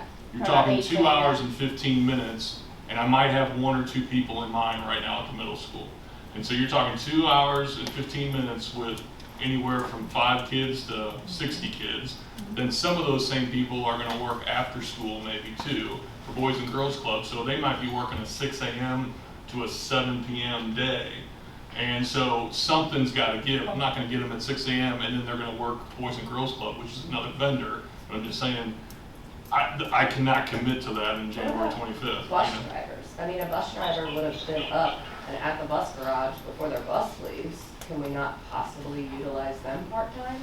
Yeah, I mean, we can. I mean, we give them that option right now to work during the day and work after school, and so we are not getting that right now. Yeah. So did we look at our support staff at the high school level too when reviewing this for the middle school? Yeah, so what elementary has that our middle school and secondary don't have is they have building paras, they have sped paras, where we don't have as much of that at the middle school and secondary level. And so that's where the problem is we just don't have as many bodies to choose from. And then even though they work there, they're gonna have to commit to coming in early. If we just did it like Dr. Berger said, where it's the normal school day start, then we already have those people on contract. It doesn't affect anything, but if we're asking them to come in earlier, I don't know if they'll commit to that.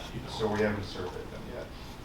We have not talked to the support staff about this, no. That's just based on the general challenge we already have in recruiting people to do extra stuff. And I jumped in front of Mrs. Dean. I apologize, Mr. President. I know she had a question. You're fine. So, somebody threw out 7:15. I think Erin, I think you mentioned as far. Does that seem potentially achievable to start some childcare at 7:15? Because I know, so we're talking about we can't go as early as 6. That's not really achievable. But if we could start at 7:15 for elementary, and then I'm wondering if we could open that up for our middle schoolers. It's maybe not a perfect solution, but maybe we wouldn't have very many of them taking advantage of that. But would it be enough to kind of help and make it doable? So you're saying we'd start Childcare at 7:15, yeah. and they would be at the middle or at West, and then we would walk them over Yes. to the middle school whenever they get off. Right. So if we start at 7:15, and then at West, you guys would be done about 9:30. Yeah. It would come down to it comes down to 2 things: how many bodies do we have, and then how many kids are we going to watch? Right. And at this time, I don't know those numbers. And I wonder if that's something we would need to survey to see how many people would be taking advantage of that, to give us an idea.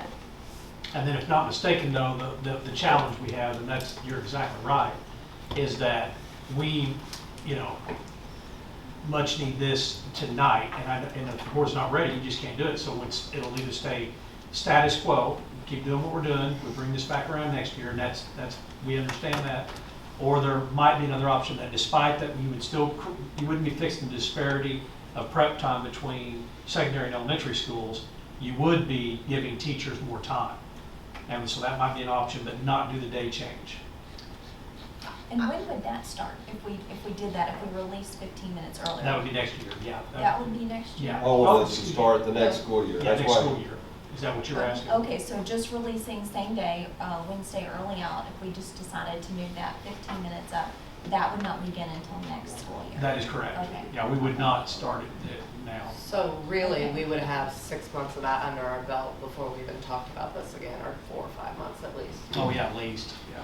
But, so, I'm just kind of thinking through this. I do wonder if,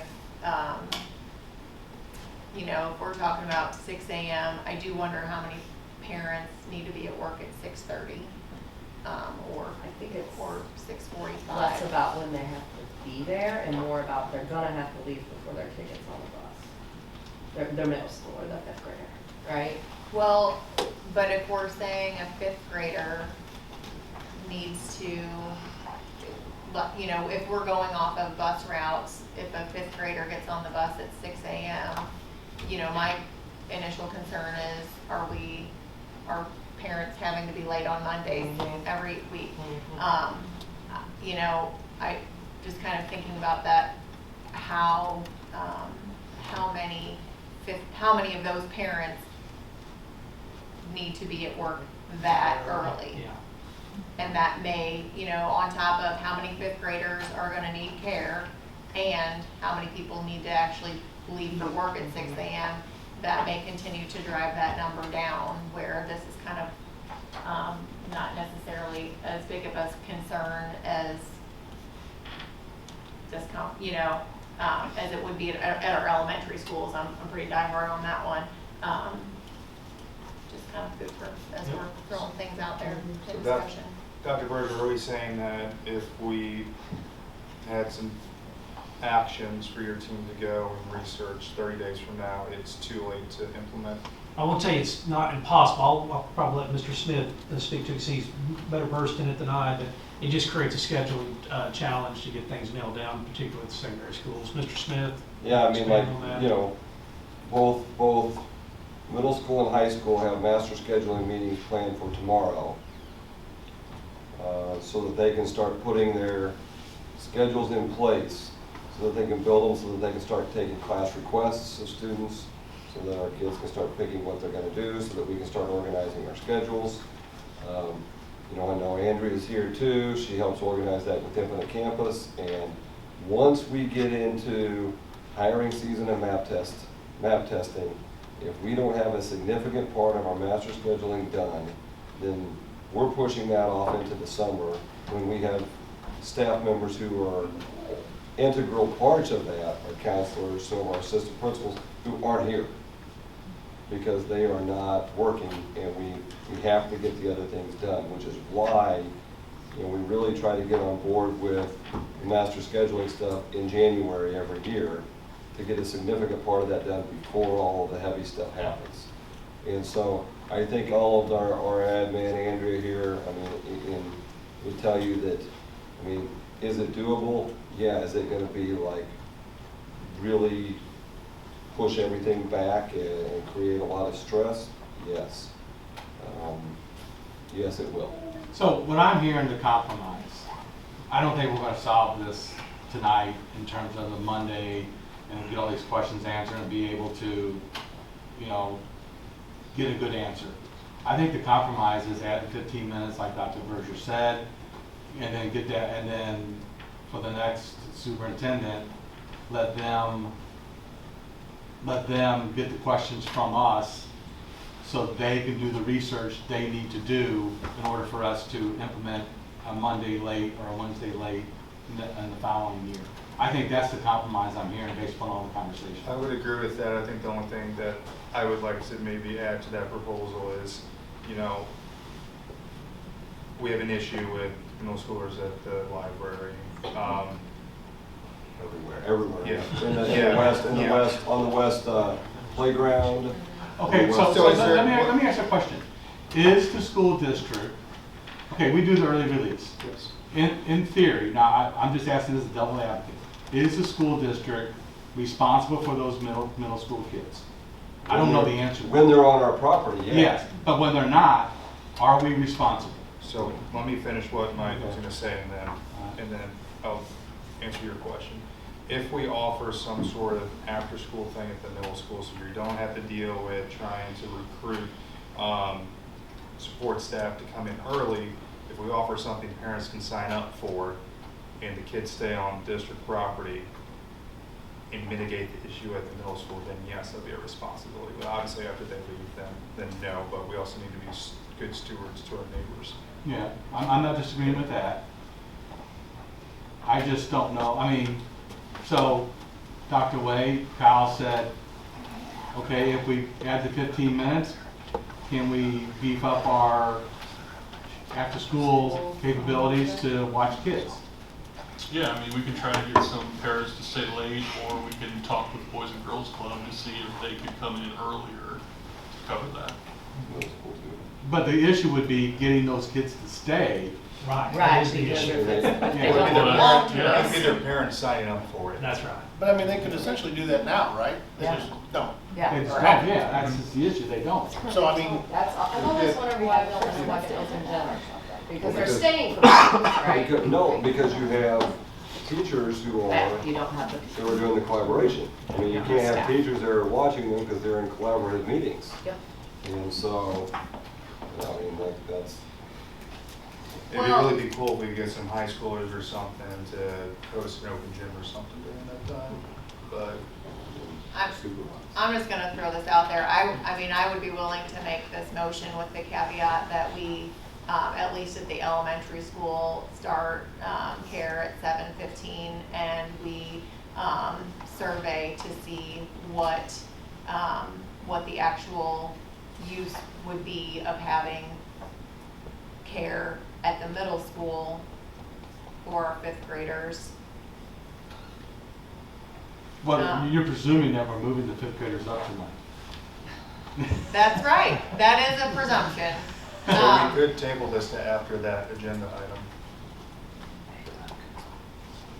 Yeah, we could, because then we would know what we're doing. Does the fifth grade piece, is that our only concern in tabling this, or? That's my possibly- only concern. I mean, by the time a kiddo is in sixth grade, I certainly hope they can get themselves on the bus. I also have a concern, that's what I was thinking too, is if we move the fifth grade up, it's gonna cause problems either way, because we already have problems with middle schoolers on that early release day, and now you're moving fifth graders over there. How are we gonna deal with this?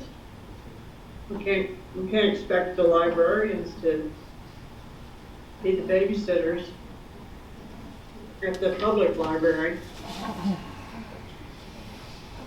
Mr. President, I propose we suspend this conversation until after the fifth grade. Okay, I need a motion to table this agenda item until after the conversation on the Wright City Middle School restructuring. Second. Second. There's a motion and a second to table it. Any more discussion? All those in favor? Aye. All those opposed? Okay, so what'll happen is, after we do the middle school restructure, then we'll need a motion to lift it off the table in order to do it. So item E has been tabled. Item F. all right, well, this is a more fun, this is a more fun presentation to make than the prior one, certainly. So this is the APR report for 2023. Okay, I'm kind of excited to get to present this, and so I want to run back through some reminders from last year. So we'll go to that second slide there. You know, our 2022 APR score as a district was 81.9. That put us in the top 30% of Missouri school districts. In fact, in the 29th percentile. When you look at the APR, almost all areas other than growth are scored in 4 levels.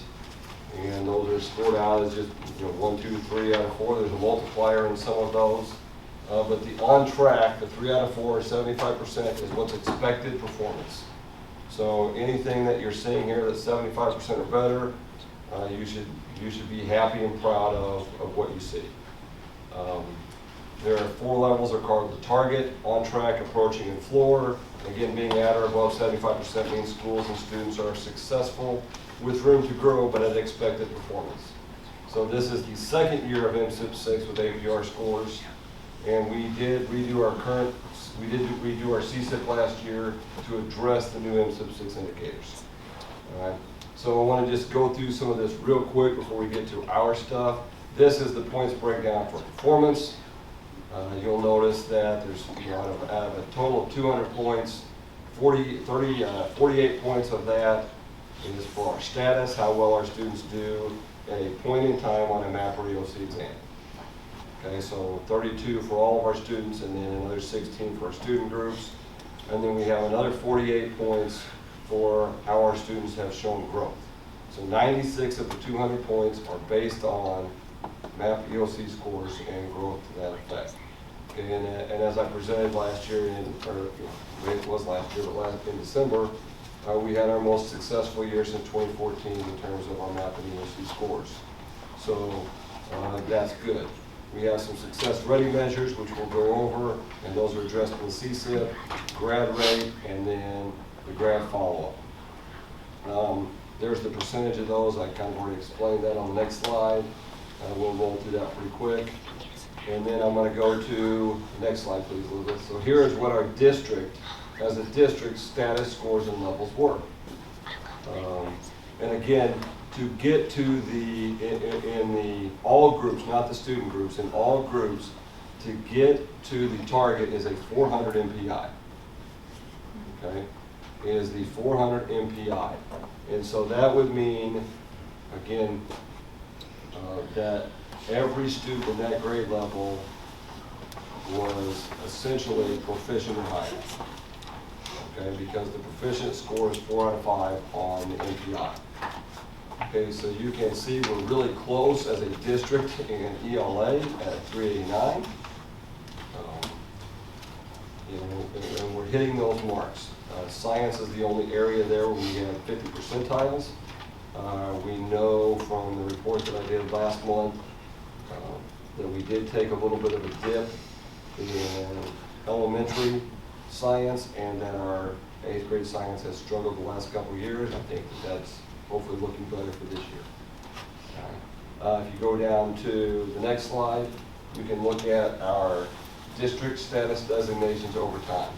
So this is the last 3 times that we have had an MPI. Okay, if you take a look at that, what we had in 2019, look at what we had in 2022, look at what we had in 2023. I do want to point out a little bit on social studies. Social studies is one class. It's American government. It is one grade level that takes that. The difference between the 413 a year ago and the 388 this year, out of about 100 and some kids, is like 2 or 3 kids how well they do. And so I feel strong and confident that will continue to be high there, but that's what those numbers look like. So we have stayed pretty high in all areas. I want to go look at the status by building on these next slides. Okay, so we'll look at what these actual MPIs are. This is West Elementary. If you look at West Elementary, we are on track in all areas except for 5th grade science, based on last year. Okay, we'll go down and look at the middle school.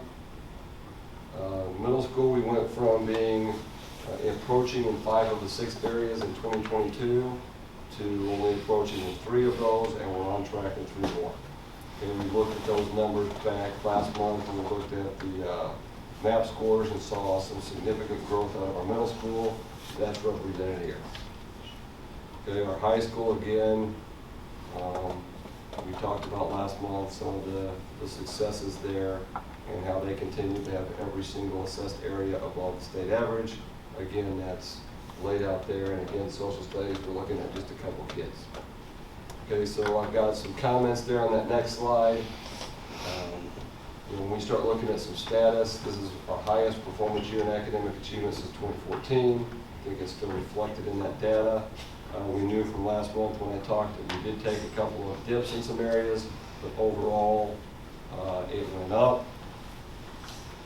We've seen some sustained success at Weston High School and some considerable growth at the middle school that we're excited about. Our student group performance overall remains high. And we know that we're going to have some big challenges with our changing demographics as that continues to grow. Next slide, please. So we start looking at the district academic achievement for growth. That growth is measured. This is the complicated and challenging part of the APR. So they measure growth by some statistical analysis of score pairs at the elementary level. So you have 2 consecutive assessments, like 6th and 7th grade math. I say middle school, elementary and middle school levels. So 2 consecutive assessments, 6th and 7th grade math. Now, what a student did on the 6th grade math score, plus that student's demographic makeup, creates a predicted score for the 7th grade assessment. Okay, so the statistical analysis of all, like, is this a male or female student? Is this student in a particular student group? Does the student have an IEP? All of those play into that statistical analysis. And so the statistical analysis takes the 6th grade score, plus all of that stuff, and spits out a projected score. If the student performs in 7th grade ahead of the projected score, we get a growth point. If the student scores below that projected score, we do not get the growth point. So there's a kind of a lack of understanding and clarity over this around the state. I know that Dr. Berger and I have both engaged multiple people over this. Okay, but the M6 guide states that data comes from the University of Missouri. One of the things that we have challenges with is that we want to use the APR to improve. And we want to use the APR to improve. And so it's kind of hard in some ways for us to improve without an understanding of the process. But again, I'll come to this later. If you just continue to do well for students and hit the standards and follow what we've been doing, we're going to be okay. So this is calculated in 3rd through 8th grade math and ELA. High school has an EOC growth measure for 2023. I'll talk about that in a moment. But essentially they take what a kid did prior to them getting in high school on EOC questions and they spit out a predicted score for like American government when there's never been a social studies exam before. And we either get growth or we don't on that. But the next slide, this gives your academic achievement growth points. Obviously, this is the area where there's not 4 categories, there's just 3. Okay. So we generate growth points of either average, above average, or below average. Okay, here's what our district looks like on that. If you go to that next slide, you'll see we had academic achievement growth in ELA, which is average. And again, the crazier part about that is that we almost hit the target for a district in ELA performance. So our status was almost at the target, but yet our growth is average. Part of that is when you're succeeding and keep succeeding, there's not as much sometimes of an opportunity to grow. But there is our growth as a district, and there's those points that we generate out of those 48. So growth metric, I want to come back to this. Next slide, please. It's a challenge for us. There's nothing like really that we can point to in high school, like here's where you were in English 1, now what we're doing in English 2. It's entirely based, the growth is entirely based on a predicted score. And we do have someone from Ed Plus who says that it is a very statistically valid process. And they believe in the statistical validity of it. Again, it's just difficult for school districts to plan for improvement when you don't really even, there's maybe like 5 people in Missouri who can understand that process. And as a former English teacher and a history person, I'm certainly not one of them. But the you know, the bullet point there that says must keep working with students to learn master standards, that's our charge. And no matter what else happens, that's what we need to focus on. And if we are doing that, and doing that successfully, we're going to continue to be okay on the APR. Our Wright City students grew. Okay, we received more APR points in growth than last year. That did offset some of those minor things that we saw in stats. Okay, if you go to the next slide, the success rating measures. We received a 5 out of 10 on the college and career assessments. That is a focal point in the CSIP. I know that this year, one of the big things that we did do at the high school level is we ensured that every kid had taken one of those, which had not been the case the year prior. And so we're making a concerted effort to get that part done first. And then now we're working on clarifying where those scores sometimes go. Because we have students who are at Four Rivers who are enrolled there to get that done. And then our graduation rate, we're pleased that our 4-year graduation rate hit the target. Last year, if you recall, we did hit the grad rate, but it was with our 5-year. Okay, and so we did get to that. Okay, next slide. The continuous improvement points are generated with the response to standards. We did have to do those this year. It's not scored, because that's written documentation, explanation of district processes. I can tell you that I typed what felt like a novel for a lot of those, and there's a lot of prose out there somewhere that someone's probably not reading, but for all of those that we did a lot of work on. We did receive some attendance points this year. We got 2 out of those 4. Okay, we're happy about that, but one of the things that I just don't want to happen is that we get focusing on that so much that we take our eye off the achievement, if that's what matters. And then we received all the other points. So if you look at the continuous improvement totals, the only area we lost a little bit on attendance there and got all the rest. So if you look at the next slide, I think we have a lot to be proud of, and I hope everyone in this room is and continues to be and finds reasons to celebrate. Our APR was 82.7, which went up. I can tell you that that is good news for us, considering that we know by looking at some of the data that's put out by DESE around the state of Missouri, a lot of districts dropped. There were numerous districts who dropped, and we went up. We are above that 75% line that we were looking for.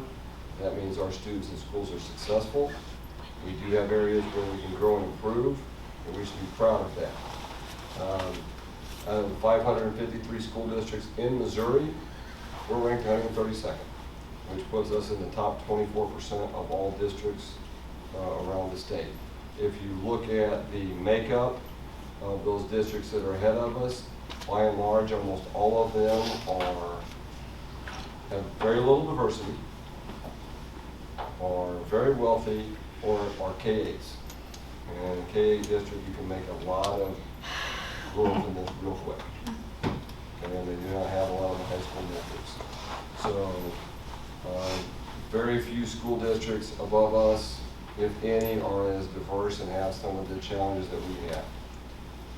So, I can't be prouder of what we've done. Okay, next slide here. We have APRs by building. Okay, I'll go through that real quick. Try to. Each building generates its own APR. East Elementary only has 2 metrics. That's the kindergarten entry assessment and attendance. Okay. We use a lot of our building APRs to help determine focus areas. Okay.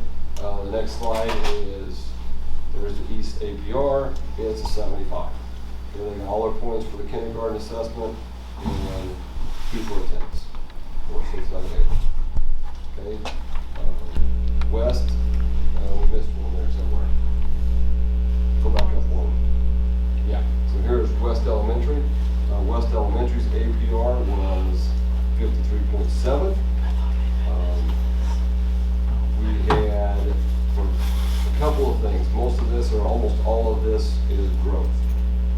status looks good. Our growth puts us below average in a couple areas.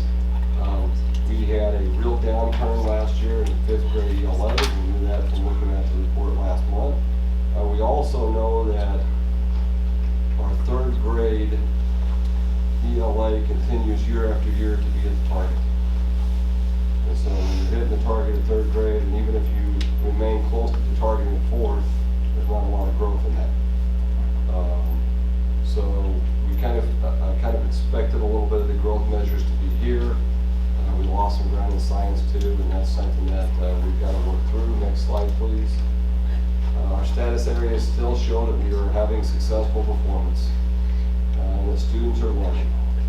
We did anticipate a little bit of the 5th grade growth drop. We're working to address that. Obviously, our 3rd grade teams continue to just blow this out of the water, and that makes growth challenging for later grades. Okay. Wright City Middle School. Okay, again, this went from about a 50 APR a year ago to a 70 APR in 1 year. So that, and I anticipate that this is going to continue to rise. There's lots of on track and above average growth there, and so that was good work by those people. Okay, next slide. I think you see some significant improvements over last year, and we have the systems, administrators, and teachers in place to continue that. I have every faith in that, and I'm really proud of that group of teachers, and a great deal of hard work and effort went into that. Go to our high school APR. The high school APR is 82.8, and that's without getting any attendance points. That would have been 85.2 on performance. And if you go down there and look at the next slide, you're going to see we're at the target or on track or above average in growth or average in growth in almost every metric. Go to the next slide, please, Elizabeth. I want to just tout a few things here. Wright City High School is first in the EMO conference in APR among high schools. In the upper third, if you put us against every school in the GAC, we outperformed all the Rockwood and Parkway high schools. I outperformed building in our district. As middle school performance better, growth will be a little more of a challenge, but it's there. I just want to make sure and reinforce and state that what Wright City High School has done for our APR and what Mr. Brooks and his team have continued to do is truly consistent and awesome performance. And I hope that everyone appreciates what our high school kids are getting out of that experience. Because we continue to be really strong. And we weren't just first in Lima kind of little, it was a lot. Okay, it was a lot. I want to give a few additional comparisons here. These are just some rankings and comparative data. If you look at 2019, where we fell in the APR, you got to work up and look way down. Compared to a cohort group of districts, we were ranked 9th out of 10, and in our conference, we were 9th out of 11. Okay, go to that next slide, Elizabeth. Here's what we look like in the EMO conference in 2022 on the left, and 2023 on the right. Okay, we moved up to second. One of the things I do want to point out, if you recall last year when I was in this meeting, for the 2022 school year, Clopton had been a 5-day school week. For the 2023, they went to a 4-day school week. The only two school districts in our conference who are 5-day weeks are us and Bowling Green. I know there's some statistical data out there, and there's some things that say it doesn't create much of a thing, but I continue to see the learning that happens in our district and the other district in our conference that are that way are pretty high. And again, it kind of, I sit and I look at that, and it just kind of gives me the, if we had a couple kids get a little better on my social studies, we'd be at 80 points. But they did a great job, and I don't want to diminish that because they worked really hard. And then we look at the area comparison. Again, we moved up to fourth there among our area schools. And if you look again, the schools ahead of us, more finances, more diversity. And that's the way that it looks all around the state. School districts who are similar to us in a lot of ways, we vastly outperform. We vastly outperform, and I think you can see there are some of those rankings, and I don't need to go over those, but again, that we are the 132nd ranked school in Missouri is something to be proud of. And so I want to just say here on the last slide, our teachers, administrators, students have done really amazing work. And I just want to thank them. And I hope, I really and truly hope that our community understands this.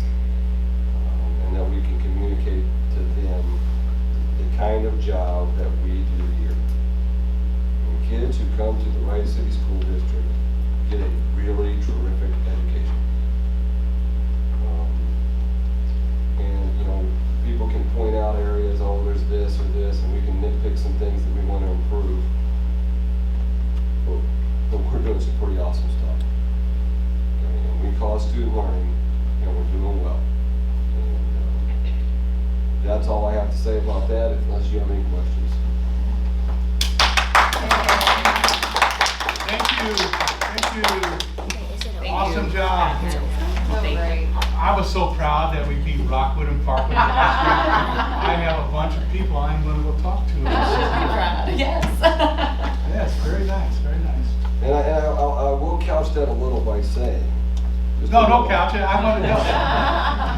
The underperformance of our middle school, you know, prior helped that a little bit. But the fact that, you know, but it doesn't diminish the fact that the teachers at the high school and administrators that they've done have led to a lot of really successful achievement over there. And it has continued. It's just been ongoing now multiple years in a row. And we're not seeing fluctuations in that way. Anything else on this agenda item before we move on? So Dr. Birch would like to say something. Yeah, Aaron, sure. I just want to say this is so awesome and so cool, and we talked about it some last month, and it will be interesting in the years to come, just as we saw at West. That's such a successful building, and with the way that this is scored, it's just so much harder to grab those points when you're already successful. So, you know, points aside, what's happening is our kids are still doing great things at West. It's just an interesting way of how they've chosen to set up these points. But it's great to see our kids growing. So thanks for everything you're all doing. Try to keep this concise, but two things I wanted to mention was, you know, we'll take a road show and go and thank teachers. Doug does a great job of doing that each time he talks about this data. But really appreciate the board's focus on academic achievement.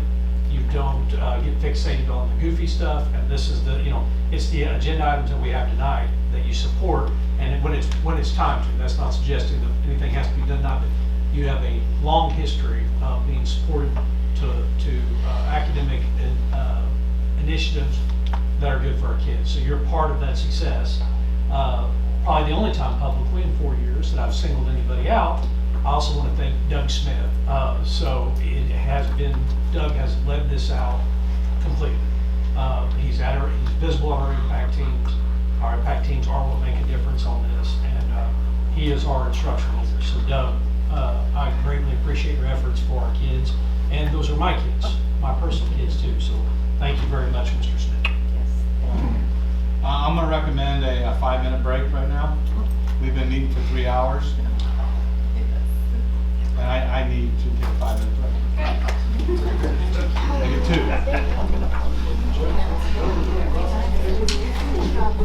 2. So, the Wright City Middle School restructure. This was the other big item tonight.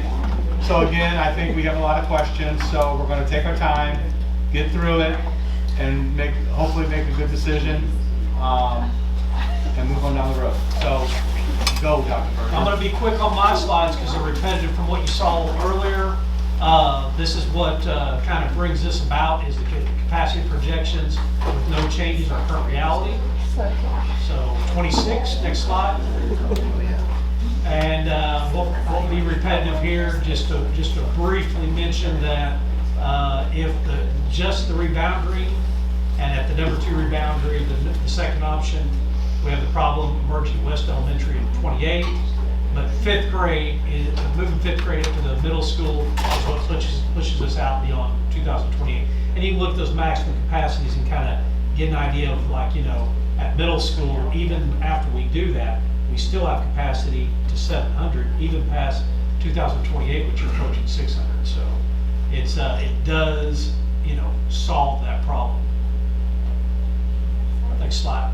Throw it to Mr. Smith. All right, so if you haven't gotten tired of hearing me yet, you certainly will be here soon. All right, so West Elementary capacity for the 23-24 school year next year. So I want to, or for, you know, basically for this year, all our classroom space is currently occupied. We don't have room right now. We have some teachers, we actually have 2 teachers who are doubled up in a room right now because we had to add an additional an additional fourth grade teacher. And when we did that, we had to move someone out of a room, move them into another room. So moving forward, if we have to do that again next year, so in the event that we may have to add staff again because of enrollment numbers, we would have to do one of 2 things, really. Double up people in rooms, or probably put like art on a cart, or music on a cart. You know, make them roll all their stuff around and mess up a room and then leave and go somewhere else. And that would be what that would do. Is that workable? Yes, it is. Okay, and do we have the capacity to do that? Yeah. Is that ideal? Not even close. Especially when you are sitting with a wing at the middle school that has availability. Okay, so some of the considerations of the move to the middle school. If we were to put 5th grade at the middle school, and I asked Ms. Beckins not to leave even though you told her she could, because she may have to answer some questions here. If we were to move 5th grade to the middle school, you know, all of the current 5th grade FTEs would move to the middle school. And I want to clarify, you know, that second bullet under that those are positions and not necessarily individual staff right now. Okay, I mean, we would try to staff that in order to maximize our ability for kids to learn, okay, if possible. So we would have 4 core teachers and the other FTEs would be specials of some type. Okay. Our non-core FTEs, okay, are existing positions, okay, but we would want 1 more. So we are requesting with this move, if we did it, an additional staff member, okay, to fill in our non-core or specials type classes, simply because the middle school doesn't have the capacity or the number right now to handle a whole other grade without another additional one. Okay. And then we'll talk about how we're going to utilize the non-core or the specials teachers at the elementaries in just a moment. We would want a full FTE right now. We have 2.5 PE teachers at the middle school. We would want to have 3. Okay, the additional specials will be determined by the middle school administration. Okay, we would also move a counselor, a .5 counselor, from east and move to west. So right now we have a counselor who is shared between East Elementary and West Elementary. And again, some of this is kind of all tied together. But if we move 5th grade to the middle school, then that frees up our current specials teachers to do 3 sections or 3 rotations at East. Okay, so right now, all of our special teachers at the elementary have 6 preps or 6 plans. They do kindergarten, 1st, 2nd, 3rd, 4th, 5th grade.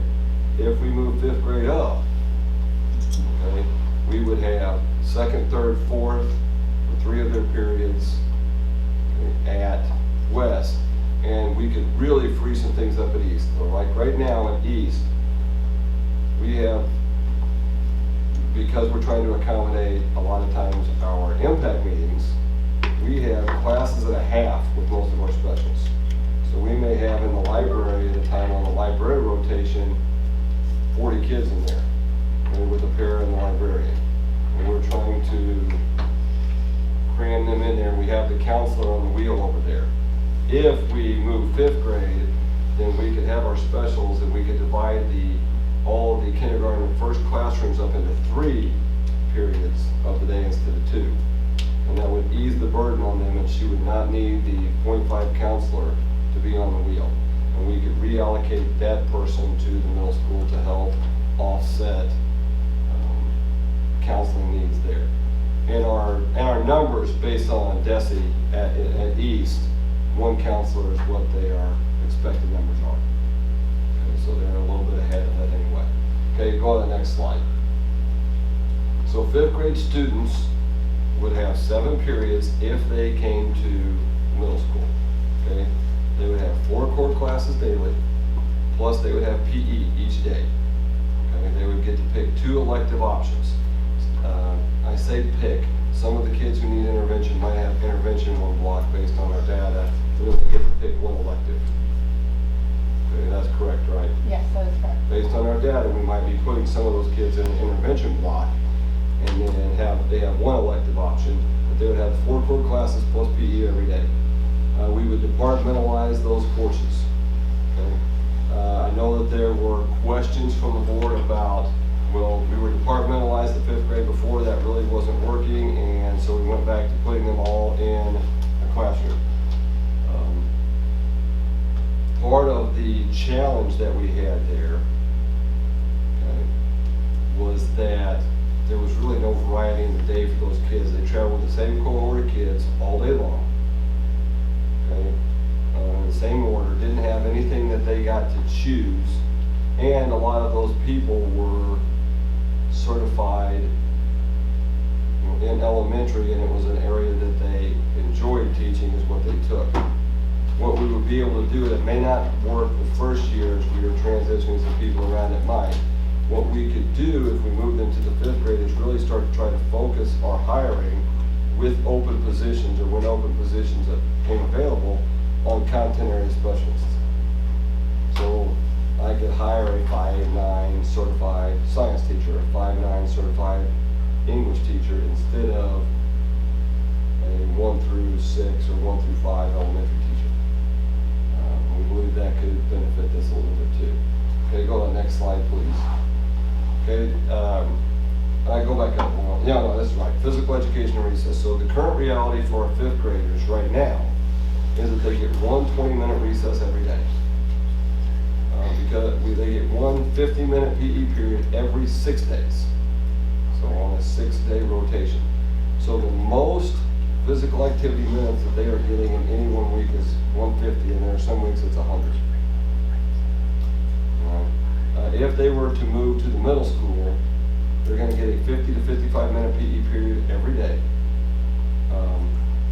Mrs. Backus and I have already talked a little bit about what that PE curriculum might look like and how we could provide a little less structure for that and let some of that be more recess type play at times. But they would be getting well over 200 minutes per week of physical activity. And I know that that was a concern with the 5th grade move. What was that going to look like for recess? We believe that this is a pretty good option to address that concern. Go down to the next slide. As of right now, after school care, I know we're going to talk about before school care on Mondays, this is a separate thing, but after school care for the 5th graders would not be something that we would provide there. A couple of reasons. Over the past several years, we have had 0 5th graders ever take advantage of that. This year we have 2. And the kids can't walk to West Elementary for after school care, and they get out an hour early because school is still in session at West, so there wouldn't be care available. I know there was some concerns about 5th and 8th graders intermingling. If you look at those wings, those would be at opposite ends of the building. We would ensure that they wouldn't be in the same lunch shifts, but obviously you can't totally separate is in a building, although you can do your best to supervise that and work through that. You know, we've got one music hall where music takes place. We've got one gym where the gym takes place, and so it's going to happen. We believe we can cover interventions with our current staff or the FTEs that we are getting in. So we wouldn't ask for additional ones of those. So again, our next item of motion is to approve the reorganization of Wright City Middle School to include 5th through 8th grades. And then any questions that Mrs. Backus or I can answer, we will do our best to. So I'm going to say one more thing. Sorry, Austin. That's okay. This again is another item that needs kind of an immediate, hopeful decision because again, this will determine what her master schedule looks like for next year and what West's master schedule looks like for next year. Okay, is West building a master schedule with 5 grades or with 4 grades or 3? Is Ms. Backus doing one for 3 or 4? And so as that process is ramped up and hopefully, you know, ramping up tomorrow, or there's kind of an immediacy to this, one way or the other, you know, one way or the other. Yes or no, and just some clarity would be great. So I'm gonna let Beth start the show here because I think she has shown, has had a lot of questions. So I'm gonna let you start, and Sure, then okay. we'll, because I think you'll ask a lot of questions the other board members do. Okay. I do have a lot of questions. I'll try not to ramble too much. That's okay. Okay, so first of all, we've reached a point with our elementary where we have to do something. So we know we can kind of go this direction, moving 5th grade to middle school, or we can enact the boundaries and go K through 5 at our elementary schools, right? We have to do one or the other. I know the master plan committee talked a lot about this, got a lot of community feedback, and people, it seemed like the majority tend to favor 5th moving to middle school over boundaries, which is probably where I personally would have went to because I so very much love the way that we have our kids structured now with the little ones at East. And I said this last night, I think that's been really special for our district.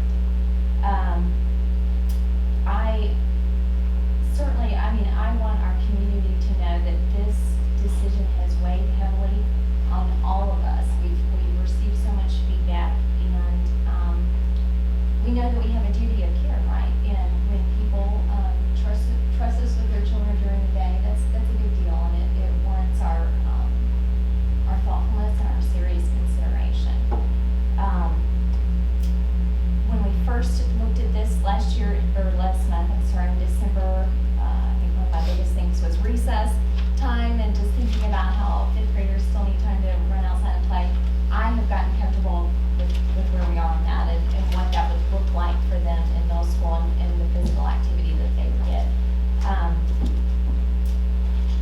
I think a couple of things that came up for me. So as far as parents' concerns and just this general feeling that moving 5th grade to middle school sort of pushes those kids to grow up too quickly.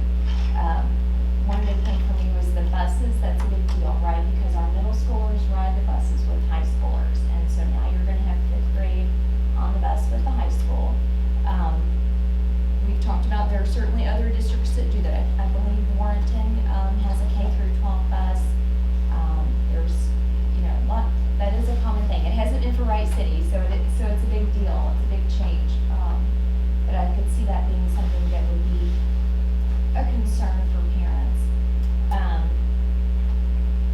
What else? I did throw out there, I was so hopeful, although I knew it was likely not workable, that we could keep 5th grade on the elementary schedule, have them ride the bus, the elementary bus, get out, walk over to middle school. I loved that idea. I felt like that would give parents a lot of comfort, but I know there's so many issues with that, and we just cannot get around that. I'm trying to think if I have any other questions at the moment. Why don't you let them answer them and if some come to you. Okay, and I'm just gonna throw one more thing out there. I think my biggest thing with this would be the communication and making sure that we do such a great job in thoroughly communicating the reasoning for this, how it's going to work, you know, just giving parents comfort that we have been thoughtful in this decision and how we're gonna make this work. I might mention, and I know board members were seated on the study group, but now's the appropriate time because you mentioned that. We've had study groups that were met 3 or 4 times. We've had this kind of buttoned up in, I think, meeting 3 or meeting 4? Meeting 3. And then we actually called another meeting, an additional meeting, just for communication, because we knew that was going to be so critical. And Morgan led that out, and basically I think the outcome was she created a list of things that are good sells about this, and then she's got a list of things that we've got to be clear about, you know, that are a little cloudy in terms of and need to be communicated out clearly. So we got at least, it's not a finished product, I think, but I think we're at least a step ahead on that. That was also contributions from the committee. So I think I feel like we're going to strike the right chord on that. It's a big move. So Doug, do you have any comments on Beth's concerns? You know, I mean, I think any of those I share. I mean, you know, as a dad, you know, grandpa, I mean, the bus concerns would obviously be ones I would have. You know, I don't know that I have I guess like I responded to a couple emails, and I've also fielded some conversations from people. This isn't something that we want to do. And this isn't something that we're not desiring to do. It's something that is born out of necessity right now. And what we can do is to hopefully make the best of it possible. I think it would be incumbent upon us to work with our transportation department and our buses on a plan for what the bus looks like 528 and how we can keep those kids separated a little there as well. And I think that would be something that would be necessary for us. But I don't know where, when the committee, like Beth said, leaned more toward this option and the reconfiguration and boundaries, we knew that this was going to have to happen at some point. So let me help Beth out here a little bit. I think one of her concerns when she asked the question was about monitors on the bus. And I think we said there wasn't monitors on every bus. Is that? That's right. So the question would be to you, Jeremy. So what would be the fiscal note to alleviate her concerns about the 5th graders on the bus if we had to add additional monitors? Also, I don't even think it's a fiscal note, it's more of a personnel. Like right now, I mean, that's what it comes down to. Right now, we have those monitors on all of our sped buses, and we've asked Echo Ride to put them at East Elementary on our 5 or 6 buses down there. And so that's the plan, because that's where we have the most issues on East buses. Currently, we have the sped buses, obviously, because we have to, but we do not have enough monitors for even all of the East routes right now. And we haven't for at least the last 3 or 4 months. We just don't have those bodies, and they can't hire them. And a lot of times our bus monitors, we get them on there and then we move them to a driver. That's kind of how they get on to being a driver, some of them. So it's not even about the money, it's more like the bodies. Do all the buses have cameras on them? Yes. So there are cameras? Yes, sir. And the cameras that we have on our buses right now, they're on the front, the back, the middle, and they have sound. So are those cameras Wi-Fi enabled, where if you had someone in a central monitoring location, they could look at them? Mm-hmm. So basically, they're just there for after the fact issues. We have to come back, yeah, download them. So someone couldn't sit in a central monitoring room and look at the cameras or whatever. Hey Mary, I'm gonna let you go next. Okay. I have a lot of the same concerns as Beth, people I've talked to, but one of my big concerns is if we continue with early release and now we have fifth graders not having anyone to pick them up or don't want them to go home to, earlier, to no one being there. So then now we've got fifth graders roaming around town and usually ended up over at the library. So that's a big concern of mine, along with the buses, and with having smaller children on the buses. Those are my two big concerns.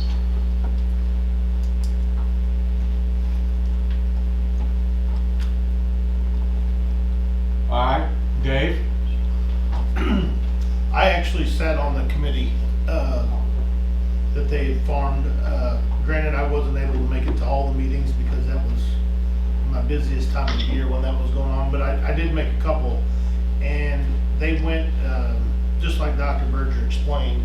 I think there was a little maybe confusion at first as to what was going to happen, if they were going to draw lines and divide the elementaries, or if they was going to go to a fifth grade middle school model. And I mean, it was just overwhelmingly people wanted not to split the middle schools. They didn't want to draw a line. They wanted to send their kids to the fifth graders to middle school. And I mean,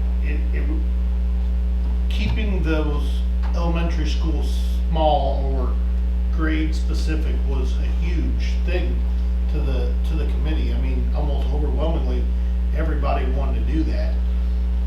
So I'm in favor of moving fifth grade to middle school. And people are worried about the fifth and eighth graders, but it's the same difference. There's 4 grades from second to fifth grade. There's 4 grades from fifth to eighth grade. I mean, it's not like these aren't prisoners that we're trying to keep separated. They're students. And I mean, but some of these questions are getting to be where it sounds like we're trying to separate prisoners, and they're not. They're kids. And yes, there's going to be some older kids. There may be, I don't think there's going to be a huge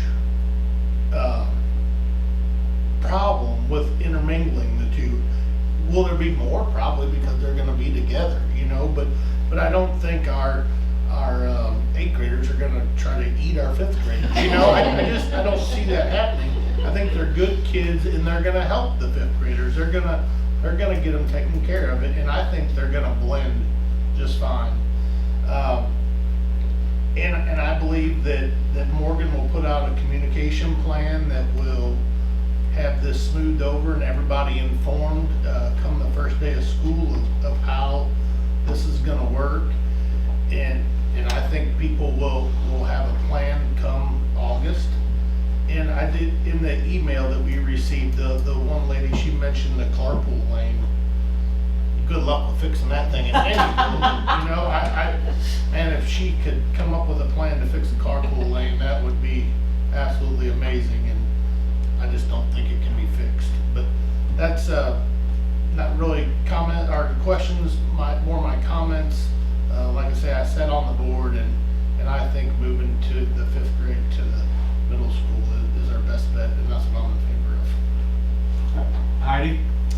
I mean, everybody has brought up the concerns that I've been approached with and that I'm concerned about.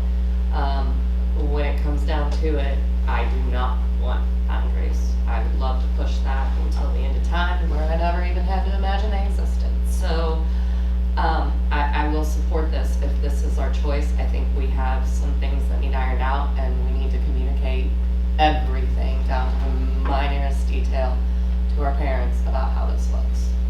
Just because it's more questions than anything. I mean, once in the conversations I've had, 90% of the time, once I explain our reasonings, they're very much about it.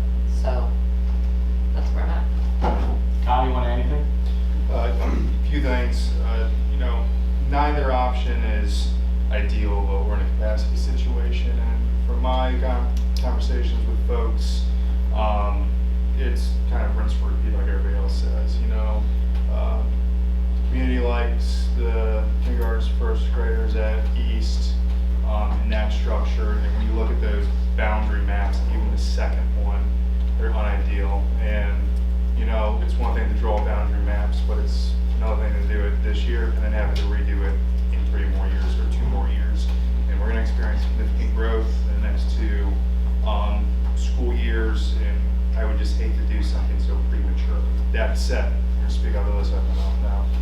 Some things I'd like to see buttoned up, if not possibly tonight, specifically the buses. It's just not, it's going to be 5th to 12th, so if we can have assurance that there will be assigned seating with the 5th graders up front, I think that probably ease some minds and high schoolers at the back. And then I know that it was covered in this presentation, but you know, I understand that right now there are only 2 5th graders that are utilizing after-school care, but this grade's going to transition to getting out an hour earlier, and I just think we need to do due diligence in ensuring that we are offering a service of the aftercare for the 5th graders still, if we're going to see an uptick with it moving an hour up. And I think that kind of bleeds into our conversation with the movement of the PD/collaboration time. So those are the 2 major things for me, and I think that'll alleviate a lot of issues that I've heard. Given a positive motion on this, the transportation issues considered done, we'll make that a priority, making sure we get 5th graders in the front. I agree with everything Dave said. I think that it is common in a lot of districts around the state that you know, kindergartners through 12th graders are together. And so I agree. I think our bigger kiddos are going to take care of our littler kiddos. I am concerned about early release. One of my concerns was about just, you know, what we saw before when we were departmentalized in 5th grade, but being able to hire content specialists makes so much more sense. And then with the additional staff that we would need, do we know what the fiscal note would be? Yeah, Dr. Way. So I think we need 2. If it's 2, it's about 55 Okay. a person. Yeah. If it's 1.5, then yeah. Okay, and then one of the things that I really love about West is our ruler program, and I think that's so important, and we've seen such great results with that. So I guess, would there be the time to continue ruler teachings to our 5th graders even when they're not at West and they're in the middle school building? So currently we do have ruler instruction at the middle school on our Wildcat Wednesdays. Okay. Or our junior Wildcat time on Wednesdays. I'm hoping to expand our junior Wildcat time to being not just once a week, but 4 days a week. And that's also a time that we pull for interventions as well. So the answer is yes. We do implement ruler at the middle school as well. Well, I would be in favor. Thank you. So I have 3 things. In that email that Dave referenced, the parent talked about sleep issues. You know, with these 5th graders coming up. Doug, do you see that being? I mean, it's an issue, but do you see it being an issue that would stop this proposal? Well, no, and again, I wish. I mean, this goes back to, and I know it's a product of, you know, a select or a certain group of students. But my goodness, right now we get out early, and our kids are still, some of our kids are still being pulled from class early to go to events and contests and sporting events, and not just sports, but also, I mean, any number of different activities because of the length of our commute right now in our conference. Yeah, but these are 5th graders, they're not. I know, but that's why we do this at middle and high, a big reason. So like, that's what I'm trying to say here. So like you know, would it be, I know this was part of like the committee and something that we discussed in our committee, you know, the amount of sleep that older kids need should we flip our times, well, the amount of hours that our kids were gonna miss out on instruction kind of negated that talk. And so, I guess if we're moving 5th grade there, we have to continue to have the schedule that we have for our secondary schools simply because we want to value the instructional time of all of our students. Okay. And so you were connecting that, because I had a little trouble with it at the beginning, when he's talking about just early, or our 7:30 start is something we've talked about in cabinet a handful of times. Well, the reason you wouldn't move the kids to the middle school was because now they're gonna lose sleep. And I think that's what the parents' concern was the kid's gonna lose sleep. And so, is it worth, so the question here is, for the well-being of the child, would you stop this proposal because the kid's gonna lose sleep? And what I hear you saying as you choke over there, the answer is no. Correct. Okay, second question. Student performance. Now, so, right now, the kids are getting elementary, and they're in the elementary doing the student performance, and they seem to be doing quite well. The question here is, what modifications are going to happen with student performance, and from the map testing perspective and all that, that we as a Board of Education need to know about? Okay, so what I would suggest first of all is, you can go back and look the last however many years. 5th grade has been one of our lower performing grade levels. We've been very successful 3rd and 4th grade, and at times we get good at 5th grade performance, and at times that dips. That has been very inconsistent, which is why we've tried a lot of things. We tried departmentalization to see if that would help. We have gone back to put them in the classroom to see if that helped. So, let me preempt here for a second. So, but when we moved the kids down to elementary, the 5th graders down to elementary, they consistently did better than when we had them at the middle school. Would you agree with that statement? So, when... So remember when we first opened that school, it was 5, 6, 7, 8. Yeah, that predates me even, so... Okay, I think that's true. Well, I believe so, because it says 5th grade on the... Yeah, okay. And I think if you go back and look at student performance, when we moved the 5th graders, and Mary, if I'm wrong, let me know, but when we moved the kids back to the elementary school, it seems like, although their performance didn't, their performance increased and was consistently better. Mary, does that sound right? I'm not sure about the performance. I do know that, we had a 5th and 6th wing and a 7th and 8th wing, but I can't confirm on the So my memory doesn't sound right. Okay, that's fair. Yeah, and I just don't have that data, but I know that, I really have a lot of faith right now in what Mrs. Backus is doing and what we're doing at the middle school. And what kind of started last year and that I see being perpetuated this year with improved impact meetings, improved performance on standards. And I really believe that the academic performance of that grade level put in her building is going to be, okay. There's nothing I am concerned about whatsoever. I think the bigger thing is how long can we make sure that we keep her in charge of middle school? Okay. Because I have that right there is, she's the person. Okay. Third thing is counselor. I think that's one thing that Beth forgot to ask about, but I think that was one of her questions. So, I think it was yours. Oh, well, it's mine now. I own it. So, I don't like the idea, right now, having a counselor drive from east to west. What would it take fiscally just to say, buck up and just get an additional full-time counselor over there and be done with it? 60. And again, I guess I will say this, because according to Mrs. Hickman, and she's not here now, if they have the specials teachers that they can rotate through 3 periods of the day instead of 2, she wasn't really sure what that person would do in that other 0.5. Because my DESI standards a school the size of East gets one counselor.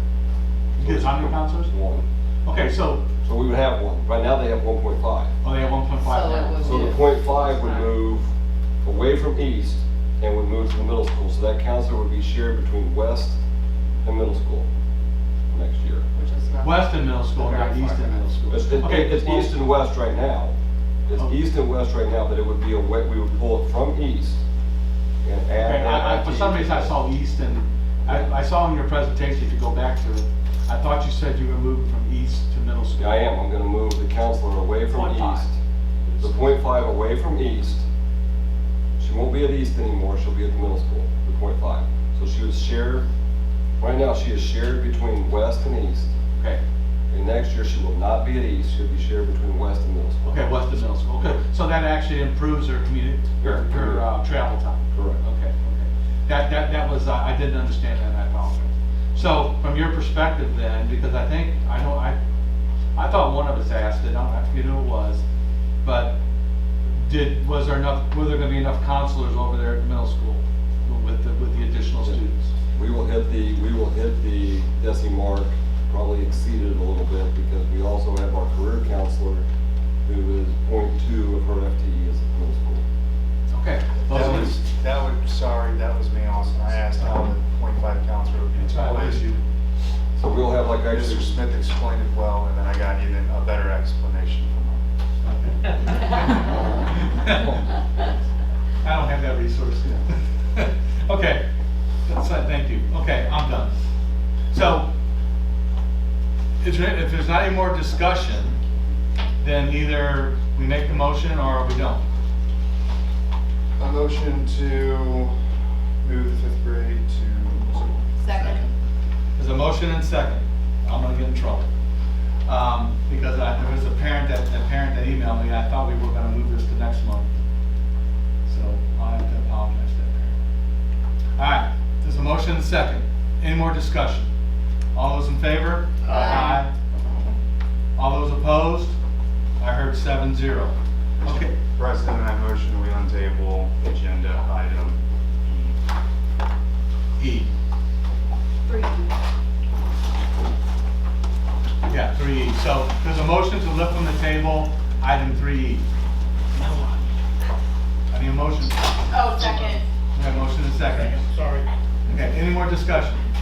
All in favor? Aye. All opposed? I heard 7-0. Okay, now that we know the 5th graders are going to be at the middle school, now the conversation picks up about what are we going to do about the daycare for those 5th graders at the middle school. That's kind of where we're at now, right? Yeah, I believe that's where we're at. I personally don't think obviously that's not something that we can approach or address tonight. They're not going to be able to determine what this looks like, and we've determined through our conversations that we're not comfortable with the 5th graders not having daycare. I think that's where we've gone. So unless there's more discussion, I would like to make a motion to add 15 minutes to our current schedule and keep the current early outs as is.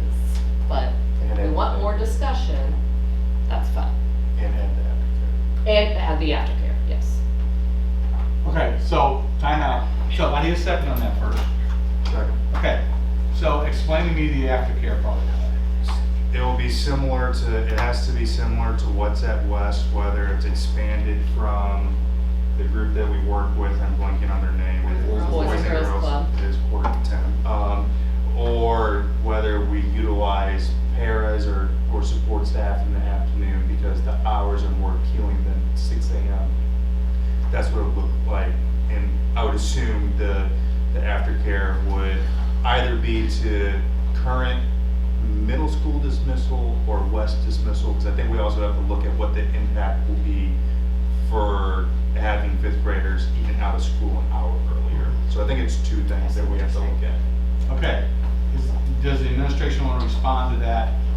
Again, I guess I will respond and say two things. One, again, we're looking at staffing. Can we find somebody or find a group? Will the Boys and Girls Club come over? Maybe if it's just for 3 or 4 kids, will they do it? I don't know. Can we get someone who will stay after to do that, I don't know. And I see Dr. Wade shaking his head. We don't know if we can do that because a lot of our Boys and Girls Club workers are some of our paras at West already, or at East already. So are we going to be able to staff that? I don't know. And again, that solves the time problem though. That I brought up, it solves the time problem with the elementary teachers and the plan time. It may exacerbate the problems of putting a whole other grade level in the community 1 day a week for now longer period of time. That's the trade-off. Okay, I understand the constraint, but the constraint can't be from 6 a.m. to the afternoon too. There has to be some sort of solution that the administration team can bring forward.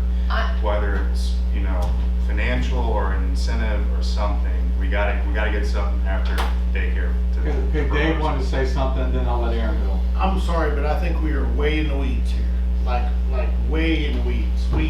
We don't ever do this as a board. We let our administrators bring us what we need to do. And I mean, yes, we research it, but we're questioning every move these guys are gonna make after we do make this decision. They've come to us, they said that we need to move it to Monday. That's the best day, it's the best time for teachers. But here we're nitpicking. The administrators are gonna take care of these kids before, after, whenever they gotta take care of them. And we're nitpicking this till 10 o'clock at night.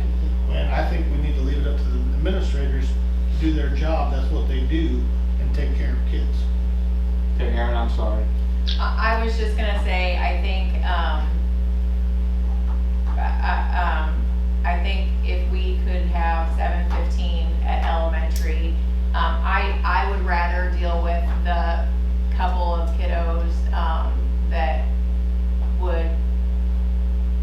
would need to figure.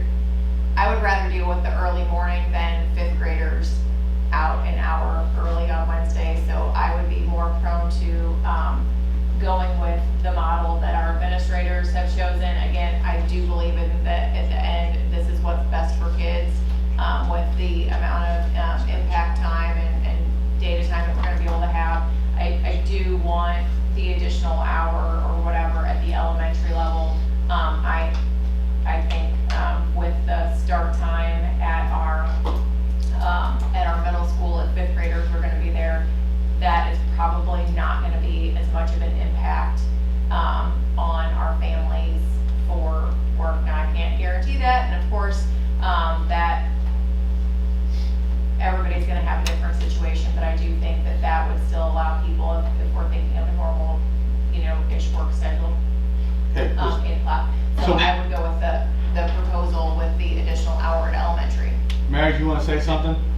Yes, I did. I'm going to throw a whole new scenario out there. This was brought to me by someone who texted me that must be watching. But anyway, has it been thought of to take like a Friday a month and just give the whole day to the teachers for their time? That was it. Not have school one Friday a month. That was part of our study group consideration, but the immediacy of, again, our impact teams, the immediacy of teaching, assessing, using that data to make a change in my teaching approach the next day, and having those weekly meetings to analyze that information and adapt instruction on the fly has really proven very beneficial to our students and their learning. And if we only gave them one, this is why that didn't make it out of the committee. Okay, is that's why it didn't make it out of the committee. Yes, it was discussed. And we also discussed, if you remember last month, possibly looking at a couple of Fridays throughout the year with the calendar committee to have off for some of that time for families too. But the model that we have been doing with our PD of immediate data based on the assessments that we create, immediate analysis of that, and then adapting instruction based on what we see has proven a very successful model for our kids. And I hate the idea of giving that up. And I think our teachers would hate the idea of giving that up. And that's not, I know that's not what Mary's saying, is give up that, so I'm just gonna make that Well, if clear you're going distinction. on Friday instead of that, I Right, think what she's not saying all. is one Friday a month and no PD. So to make that distinction again, and I know I'm beating this to death, but PD is a separate thing from collaboration. So collaboration, just as Doug said, is, we're taking assessments, and within a week sometimes, but 2 weeks' time, we're looking at those assessments, diversifying instruction, assigning kids to intervention groups, and doing it again, and doing it again, and doing it again, every week. And so anytime we're talking about additional PD or additional non-student contact time, that's beneficial for teachers too, and that may come up in the future, even in calendar committee. We've got some feedback that supports that. But it really is separate than this issue, than collaboration. We're not needing more PD time. I mean, teachers want more time on everything, and they need it. But we're talking about the real need is where we're making the biggest impact, which is collaboration time. That's the Wednesday. Yeah, thank you. Yeah, Thank you for that. Yeah, I think Mary's thing was in lieu of our Wednesday or Monday. Gotcha. We're going to bust a Friday out of month. Gotcha. Okay, there's a motion and second on the table. But let me address I have really concerns about 5th grade on early release days. That's my big concern. Okay, there's a motion and second on the table. The motion, can you read the motion, please? Might have messed this up a little bit, but motion to add 15 minutes to Wednesday PD, or how do you word that, collaboration time. I want to take it back. And expand aftercare to 5th grade only, is that how we want, how do we want that That's what I heard. That's how it is. We can, you can work through that. Get the motion that one. Okay. Can I resend it, or now do we vote? Can we resend that? You can resend please? it. I would like to resend that. Okay, so you okay with rescinding that, Kyle? You can rescind it second. I still want to propose it though. Okay, well, hold on a second. Okay. So we have three choices, okay? And the problem is, we're not getting consensus here tonight. So three of choices are go with what the administration recommends, go with add the 15 minutes to the current process and the additional aftercare, or do nothing. Let the new administration coming in, let that individual handle it, and so that individual can do more research. Yes. I want to make a motion. Go. Huh? Did you Go. say no? I said go. Oh. I would like to make a motion that we do late start on Mondays as proposed with the administration, with the additional hour of before care at the elementary level. I second that. There's a motion and second to essentially start the school day 75 minutes late on Monday, and with the additional daycare starting at 7:15 a.m. at the elementary level. That's what I heard you say. Yep. That's the motion and second. Any more discussion? All those in favor? Aye. Aye. All those opposed? Nay. Okay, motion passes 6-1. Okay, any questions on the CSIP reports? Middle school, west, special ed, east, high school, our central office.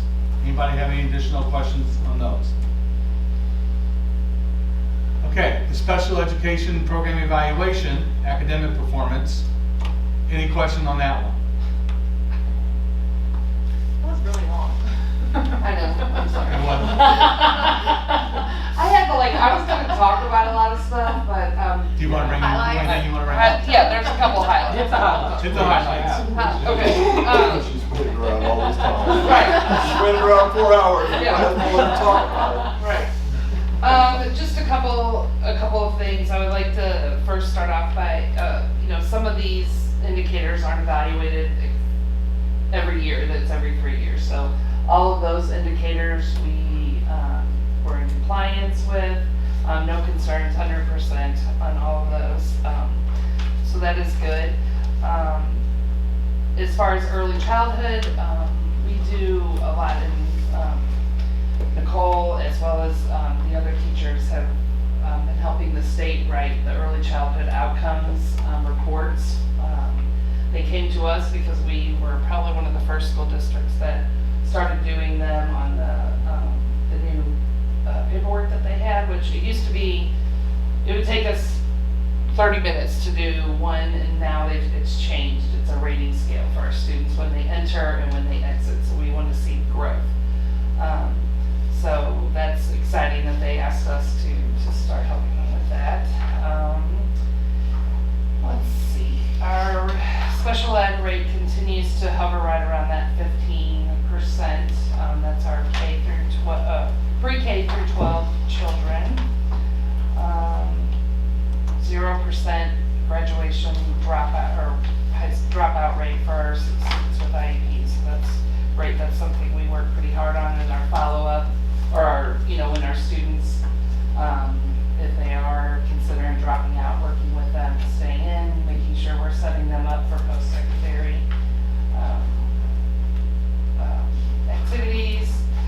And then I know we talked a little bit, or a lot earlier about MAP scores. So the last note I want to say is that in 2023, IEP students in the Wright City School District were above the state average for the number of students that scored in the top 2 advanced and proficient areas. So that's wonderful. 16.1% of Wright City students who participated in the ELA MAP or EOC scored in the top 2 areas, where the state was at only 13.9%. So we were well above the state average of that. And then for math, our students were at 21.7%, where the state was at 12.5%. So our students had scored in that level. Do you have any questions? I know this was a lot, but I gave a pretty good description of each area. I try to do that. No discrepancies as far as students that were suspended that had IEPs. There weren't any discrepancies with that. Or students with race or ethnicity qualifying for special education. There were no discrepancies in that as well. Any additional questions for? I don't have any questions. I just think I love seeing our numbers. You've done such a great job. And you can, in our CSIP report every month, just kind of seeing how well our kiddos are doing that have some special our teachers, our teachers as well are participating in those impact teams, or special ed teachers, and they also meet as a special ed impact team and are looking at those standards and where we can help those kids grow. So I think that has helped significantly. So our process coordinators leading those things out. All right. Thank you. Thank you. Thank you for staying and hanging out with us. The last 2 items were discussion, so there's no motion necessary. Okay, it's consent agenda. Does anybody want to pull anything? Look at employment, make sure you're good to go there.